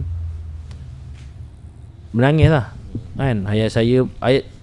Bayangkan anak dengan bapak berjumpa tapi dalam keadaan tak tahu nak borak apa. Maksud dia ayah saya pun tak tahu nak cakap apa dengan dia. Betul. Dia pun tak tahu cakap apa. Sebab ayah saya tak pernah jaga dia. Betul. Dia pun tak pernah ambil tahu saya. Kita yang anak dalam kereta tu 3 orang lagi macam mana. Macam benda tu jadi awkward. Last sekali sedih sikit, ayah saya ni orang Jawa. Dia pun cabut dia punya songkok Jawa tu. Ya Kak Akil, ayah minta maaf sebab daripada kecil ayah tak dapat jaga kau. Ayah pun tak pernah bagi kau hadiah, tak pernah ni. Ayah bagi kau kopiah ni, kau jaga lah. Jadi waktu ke bumi tu, adik saya ni tak sampai lagi. Saya rasa biasa lagi. Walaupun dah flashback tadi, lepas saya tanam, adik saya sampai. Betul-betul macam dalam TV. Adik saya berlari daripada atas, dia terus peluk tanah. Saya tengok tu, saya macam, weh, adik aku ayah aku tak jaga pun boleh macam tu keadaannya. Aku time tu baru saya rasa macam silap lah, aku silap lah. Macam tu lah saya. Sebab tu lepas yang tu saya macam saya memang azam lah, mak saya ada. Jadi saya macam sekarang ni macam proses saya tak pandai macam Ustaz cakap dia kan. Jadi nak telefon, kita rasa kekok nak belajar kalau tak biasa. Apa-apa call mak ni. Macam tu. Sebab apa keadaan kehidupan kita memang macam tu kan. Tapi alhamdulillah benda tu Allah baiki sikit-sikit dan keluarga saya. Bila yalah, saya pun sebenarnya terima kasih kat abang saya. Sebab abang saya ni antara orang yang pertama hijrah dalam keluarga. Banyak benda ajib daripada apa pengorbanan yang dia buat tu dalam keluarga tu. Hari ni saya dapat, adik saya ulas dapat, arwah ayah saya pun dapat. Arwah saya pun pernah sempat keluar kurus. Pun cerita arwah saya keluar kurus pun kelakar kak. Ayah saya duduk belimbing dekat je, saya duduk 2 tunggal. Saya pergi malam markas, boleh jumpa ayah saya kat markas. Saya tanya saya, ayah datang dengan siapa? Tu dengan haji apa kan.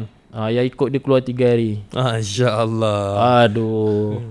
Sudah ala kulli hal, ibu bapa ni kadang-kadang ialah masing-masing punya bahagian Kita punya nak harungi takdir kita tu, macam mana pun ibu bapa, redha mereka tu padanya terdapat redha Allah. Murka ibu bapa, padanya terdapat murka Allah. Dan doa yang tidak akan ditolak, maknanya doa ni tak ada hijab, dia akan terus pergi, adalah doa ibu dan bapa. Jadi dalam permasalahan kekok ni, sebenarnya saya dulu pun kekok. Sebab kita dalam family ni, ayah kita polis. Ada orang pun memang kekok, jarang jumpa dengan mak ayah. Tapi kita kena ingat satu benda, tanggungjawab kita sebagai anak. Kalau kita nak berjaya dunia, nak berjaya akhirat, kita tolak tepi kekok tu, kita mulakan. Jadi yang pertama, telefon ibu kita, urut kaki dia. Dia kekok mungkin dalam 1-2 hari je. Lepas tu dia akan jadi okey. Jadi kebiasaan Jadi kebiasaan. Masya-Allah. Okay, alhamdulillah. Jadi dia sebenarnya dia mirip. Jadi saya pilih dia mirip kan. Keadaan kat kubur tu macam sama, tapi dia simpan lah Ustaz Nanti asal Abang Farid nangis je dengan Ustaz Muhammad. Asal Abang Farid nangis dengan Ustaz Muhammad, dia ada bayar ke apa? Tapi saya tengok ayah ni, ada orang dia tak boleh terima ayah dia. Sebab sebagai kita NCR nikah cerai rujuk, bila kita nak cari wali, ada pengantin yang kata ayah tak pernah jaga dia. Jadi dia tak ada perasaan dengan ayah dia. Langsung tak ada, macam awak ada juga balik. Jadi sebenarnya saya pujuk dia, saya kata wali memang tak boleh. Rukun nikah kena ada wali.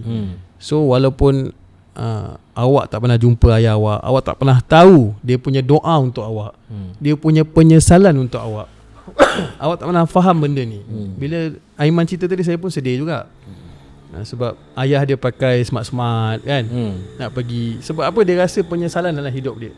Dia dengan Allah selesai, tapi kita, tanggungjawab kita sebagai anak, kita dengan Allah belum selesai. Jadi kalau kita masih ada ayah dan ibu, lebih-lebih lagi dah berusia, tolak tepi ego kita. Kita boleh tawassulkan amalan ni. Mungkin kita marah macam mana pun sabar. Dia orang ni dah tak lama dah. 60-70 tahun. Sekarang ayah umur 77, mak 71. Ada orang umur 60-50. Dah tak lama. Jadi why not kau tahan sekejap, kau himat daripada kau menyesal kat atas kubur. Ramai dah orang pergi kubur menangis. Ada satu dekat kampung saya, dia pergi kubur tu, dia baca Yasin. Tiap-tiap hari dia baca Yasin. Sebab apa dia baca Yasin tiap-tiap hari? Wallahu alam lah, penyesalan ke. Tapi mak ayah dah tak ada. Jadi sementara hidup ni, balik minta maaf. Susah nak minta maaf, dia kata, sebab tak biasa. Nak tunggu hari raya lambat lagi. Gunakan medium yang ada. Contohnya hantar surat kalau malu nak jumpa, ataupun tak boleh, belanja makan. Kumpul belanja makan. Usahakan macam mana pun, sebab itulah kita punya kunci kejayaan dunia. Kunci kejayaan akhirat kita. Dan kita biasa dengar tapak kaki ibu tu adanya syurga. Dan dalam perbahasan para ulama pun ada yang kata hadis dhaif lah, ada yang kata palsu dan sebagainya, wal iazubillah. Yang kita nak fokuskan apa yang nak disampaikan oleh kata-kata orang lama ni. Bawah kaki ibu tu ada syurga. Maksudnya apa? Dalam hadis kata celaka orang yang ibu bapa dia masih hidup tapi tak menjadi sebab dia masuk syurga. Jadi kita usahakanlah benda ni. Semua orang pun ada ibu dan ayah, yang mana ibu ayah telah meninggal dunia. Jangan miss, jangan terlepas untuk doakan mereka.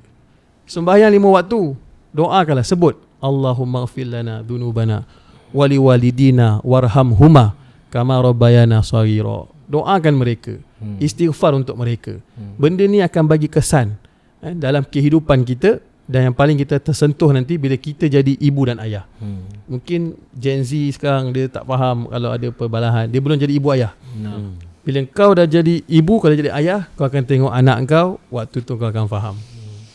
Jadi mudah-mudahan sedikit sebanyak ni kita semua dapat azam untuk jaga sungguh-sungguh. Kepada yang tengok podcast ni Amin. Tak banyak sikit azam, jaga sungguh-sungguh ibu ayah kita.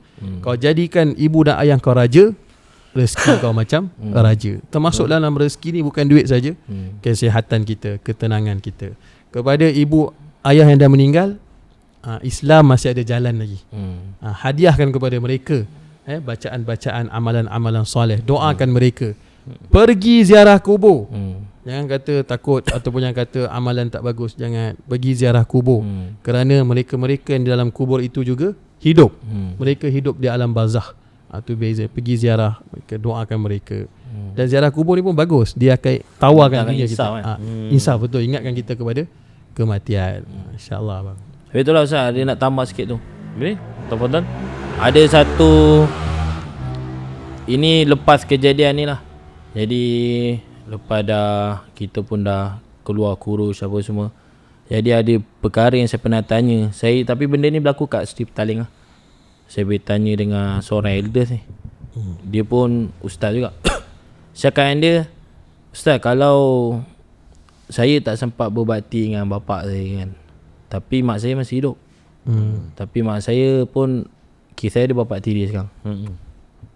Jadi macam mana Ustaz? Adakah sama saya berbakti dengan bapa tiri saya, adakah sama dia punya ganjaran. Ni? Jadi Ustaz tu bagi tahu untuk mereka yang dah ada, mak masih ada tapi dah berkahwin, tak sempat bakti, macam kes saya lah.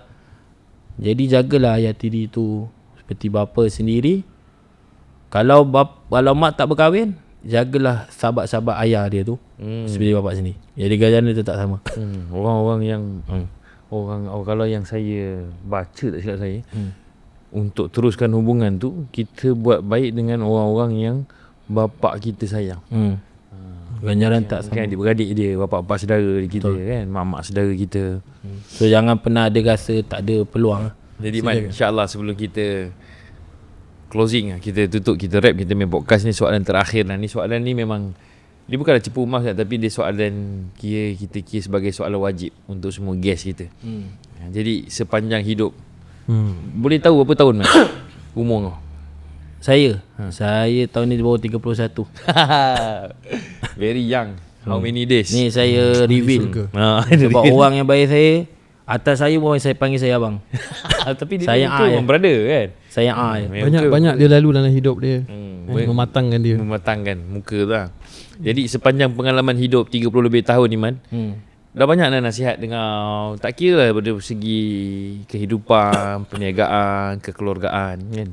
Jadi mungkin kau akan ada rasa satu nasihat yang very powerful, yang kau rasa yang telah mengubah kehidupan kau, dan kau rasa nasihat tu ni nasihat ni aku kena sampai juga dekat orang lain, supaya orang lain pun boleh dapat apa yang aku dapat ni. Ada tak nasihat daripada siapa-siapa? Kalau dari segi nasihat, sebenarnya kalau nak ikutkan, sebenarnya saya kena terima kasih kat abang ni. Okay. Antara orang, kalau dalam movie ni, antara watak penting yang dulu time dia datang kat tempat saya pun cakap, apa abang ni nak sebenarnya? Dia nak ajak lepak kedai ke? Dia nak ajak lepak kedai ke? Kena cap kuih-tiaw dia ke? Apa benda sebenarnya kan? Waktu tu tak faham lah. Memang waktu tu kita dengan dress up band kan, baju salib pun saya pakai Metallica. Waktu tu kan, dengan seluar koyak-koyaknya. Jadi kalau nasihat yang saya terima lah, yang saya rasa berguna dalam kehidupan ni, benda first kali mesti balik pada fitrah manusia balik lah. Mesti mau ambil agama dan kehidupan lah. Benar. Agama ni kalau tak ambil dalam kehidupan, kita ni Islam kan, tapi hati kita ni akan keras. Bukan untuk satu benda, tapi semua benda. Benar. Keras, memang sekeras. Sebab tu saya bagi tahu ni kelakar sikit. Abang saya cakap tadi watak penting ni Abang Farin. Sebab tu dia ajak saya keluar 3 hari. 4 kali saya tipu dia. Penipu. Mengelat Tapi malam ni baru dia tahu. Malam ni baru dia 4 kali. Jadi kali pertama saya pusing, kali kedua pun saya cakap pusing. Tapi Dayat 3 kali ni semua dah siap packing bag. Allah Akbar. Packing bag tu yang mahal tu kan, keinginan tu. Kali keempat keadaan yang sama, dah packing bag. Saya kena kredit kat Akmal pula. Okay. Pukul 2 pagi dia boleh tunggu saya kat surau lagi. Allah Akbar. Dia boleh call saya. Saya dah saya dah cakap saya dah lambat. Saya dah on the way bawa bag. Saya dah patah balik. Dia call saya dalam perjalanan. Saya pun tipu dia. Cakap jap saya pergi beli makan. Jadi nak tak nak 2 lebih pagi saya mau gejek kedai Tom Yam beli satu kan. Untuk nak buktikan. Nak buktikan saya tengah nak beli makan. Saya pun sampai ni belakang ni suara selat ni. Abang Farin lah orang yang sambut. Akmal Abang Farin lah. Dia cakap Man tu ada makan ni. Adik saya memang awal-awal sampai belum duduk, belum muzakarah apa-apa, saya dah cakap awal lah. Lepas subuh saya gerak. Abang Farin cakap okey, ikut kau. Yelah bang. Jadi sebab saya cakap nak balik lepas subuh, cakap ada kerja lah apa tadi, duduk satu hari. Dia orang pula tanya saya kedua, kau cakap kau kerja, asal kau tak balik? Kau terbalik pula. Terbalik. Saya cakap kejap lagi lah. Hari ketiga, tahu-tahu dah ambil gambar depan surau dah 3 hari. Mana komplit Waktu tu saya boleh kata saya keluar dengan jemaah Fast and Furious lah. Saya sampai surau time tu Alung Siroko ada, Abang Ijak ada, Anas ada. Dia dah bunyi nama Alung Siroko lah. Tapi tak Alung tengok episod ni Alung Supra Abang Midat semua ada depan surau. Masa tu bawa kita ambil gambar pakai drone. Ingat. Itu bila pagi dia orang punya amalan lah. Waktu awal saya keluar dengan abang saya ni, amalan dia orang mau start pandai enjin kereta tu. Gong. Semua kereta bapa. kita maksud, betul, kita betul, budak betul. bandar, kita naik motor. Dia orang pandang kencing kita. Dung dung dung dung. Cakap masya-Allah. Jadi selingan benda tu kena balik pada betul waktu kali pertama tu sama balik tak solat juga. Tapi bila dia dah berkali-kali dia mendatangkan Allah bagi kefahaman agama tadi, jadi dia mendatangkan kasih sayang tu pada keluarga, pada ni dia bermula. Antara penyebab semua relation tu terbaiki. Terbaiki. Daripada dulu kita penting di kalau apa-apa kalau kita dengan kawan kan. Aku penting dia lah. Kau nak kena kau lah. Kita dah start fikir pasal kawan. Kita fikir pasal keluarga. Fikir pasal anak isteri. Dia dah start Kita mengutamakan orang lain. berkasih sayang ni. Dia dah start. Sampailah sebab benda ni, kehidupan ni dia tak mungkin. Agama ni mahal. Dia takkan 1-2 bulan, tak mungkin. Dia mesti apa pun kejadian, tonggang terbalik, mesti jalan je.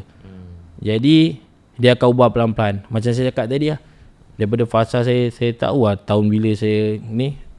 Abang lagi tak ingat. Sekarang ni baru nak, macam Ustaz cakap tadi, kita nak baiki apa? Hari-hari nak call ibu. Kalau boleh setiap minggu mesti ada call. Sebab saya ada dengar pasal apa? Kalau family kita ni masih ada, kita tak call dia, tak ambil tahu pasal dia pun, dah antara termasuk dalam kategori apa, anak yang deraka kan. Jadi benda ni nak kena betul kan. Jadi nasihat yang paling berguna untuk saya terima, semua orang akan cakap benda yang sama dengan saya. Ambil agama dan kehidupan. Kalau agama ni kita letak tepi, belakang, depan dalam kehidupan kita, habis. Habis. Dia mesti ambil masuk dalam kehidupan. Nanti dia akan masuk dalam kehidupan kita, dan agama tadi akan masuk dalam kehidupan orang sekeliling kita ni. Benar. Dia akan relax. Lalas Allah bagi baki. Masya Allah. Walaupun panjang lebar saya puas hati sebab dia bukan. Dia mesmerize tau. Dia semua keluar balik. Along. Aku dah lama tak dengar nama dah Along. Kan? Jadi baru teringat, ada satu gambar dalam galeri abang. Pakai drone tu memang ada. Jadi bila kau cakap tu, okey abang dapat ingat kau ni zaman bila. Kurun kau berapa? Yang kau keluar siap pergi insyif. Ramai-ramai tu kan. Tak ada Nusra juga. Allah ni lah keadaan sebab akhir tahun lah Ustaz. Hari ni sebab kan orang yang bergerak hari ni saya bukan nak cakap apalah, dekat vintage tu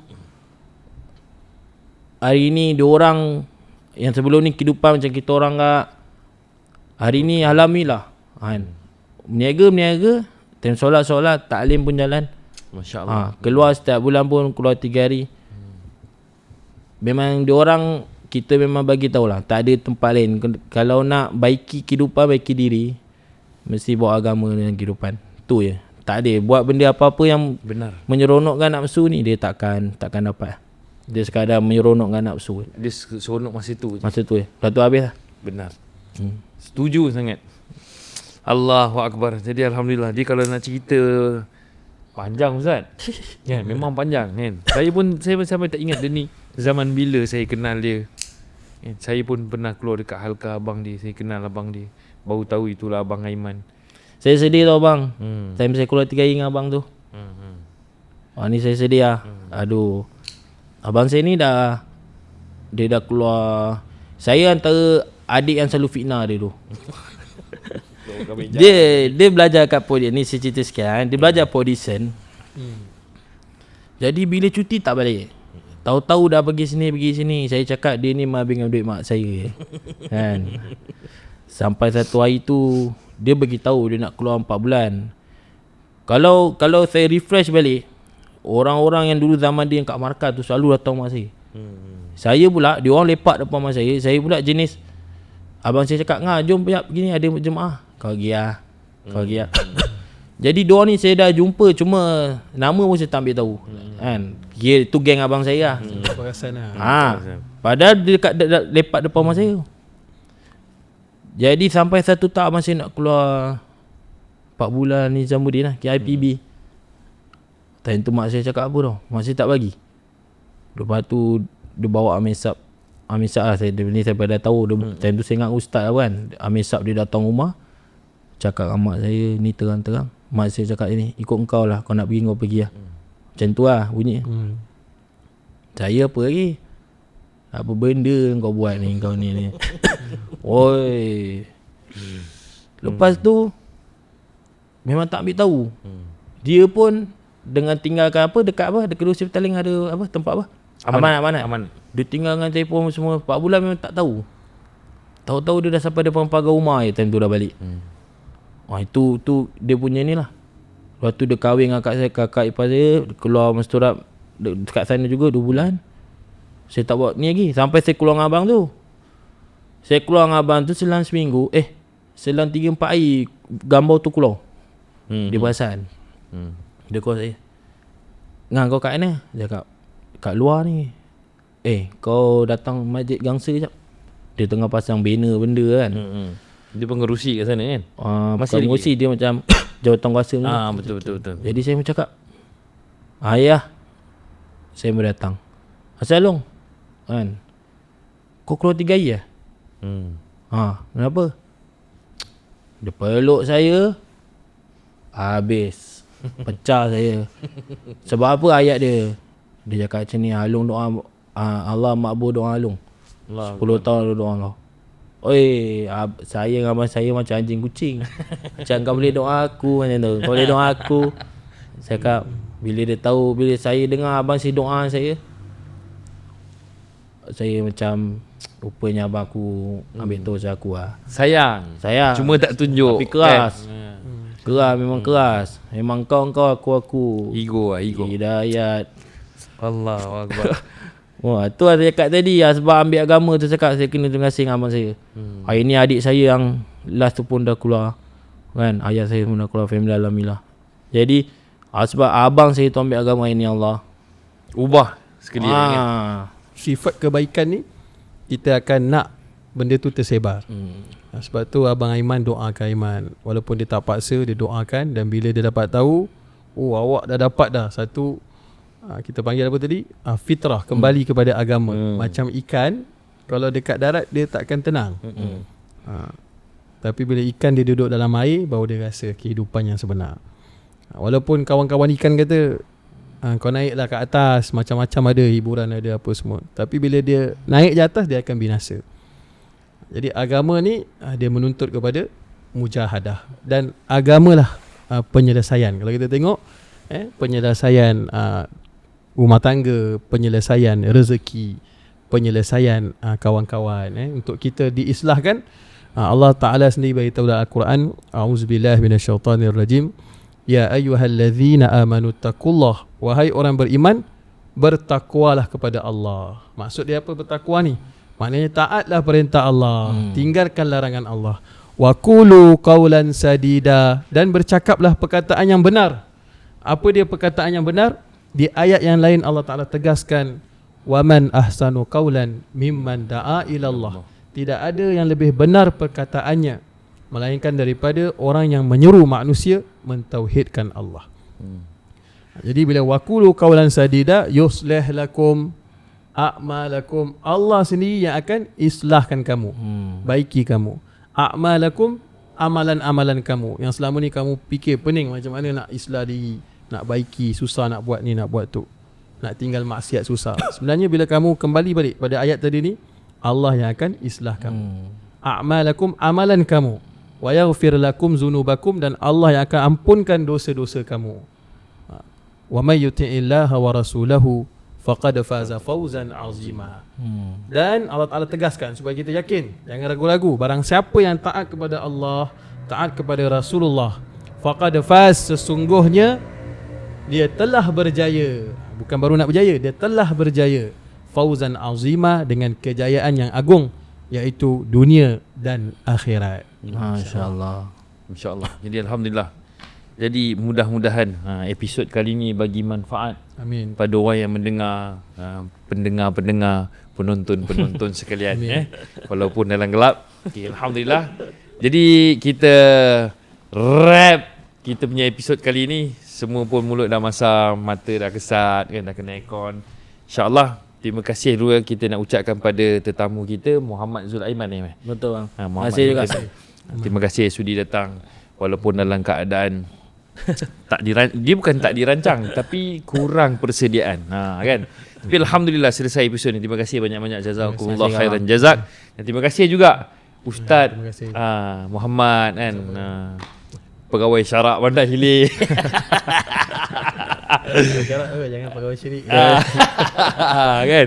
Ini bidan-bidan terjun pasal kita punya studio ni dekat. Kalau bidan terjun ni inilah wah. Ustaz paling dekat. Ta'awanu 'alal birri wat taqwa. Wala ta'awanu 'alal ithmi wal udwan. Kita berbantu-bantu perkara yang baik ni. Dan jangan sekali-kali bantu perkara yang tak baik. Tak baik. Jadi alhamdulillah, jadi terima kasih juga kita nak ucapkan untuk kita punya penyokong-penyokong kita kan, kita punya penonton-penonton, orang yang dah subscribe, yang like, yang share. Terima kasih pada semua. Teruskan sokong kami. Mudah-mudahan ini menjadi sebab untuk kami lebih bersemangat untuk sebarkan kebaikan insya-Allah. Okay guys, jadi kita sempurnakan episod kali ini dengan Suratul As dan tasbih kifara. Bismillahirrahmanirrahim. Wal 'asr innal insana lafi khusr illa alladhina amanu wa 'amilus salihat wa tawasaw bil haqq wa tawasaw bis sabr. Subhanallah wa bihamdihi, subhanakallahumma wa bihamdika, ashhadu an la ilaha illa anta, astaghfiruka wa atubu ilaik. Subhana rabbika rabbil izzati amma yasifun, wa salamun alal mursalin, walhamdulillahi rabbil alamin. Ma'assalamah, ila liqa.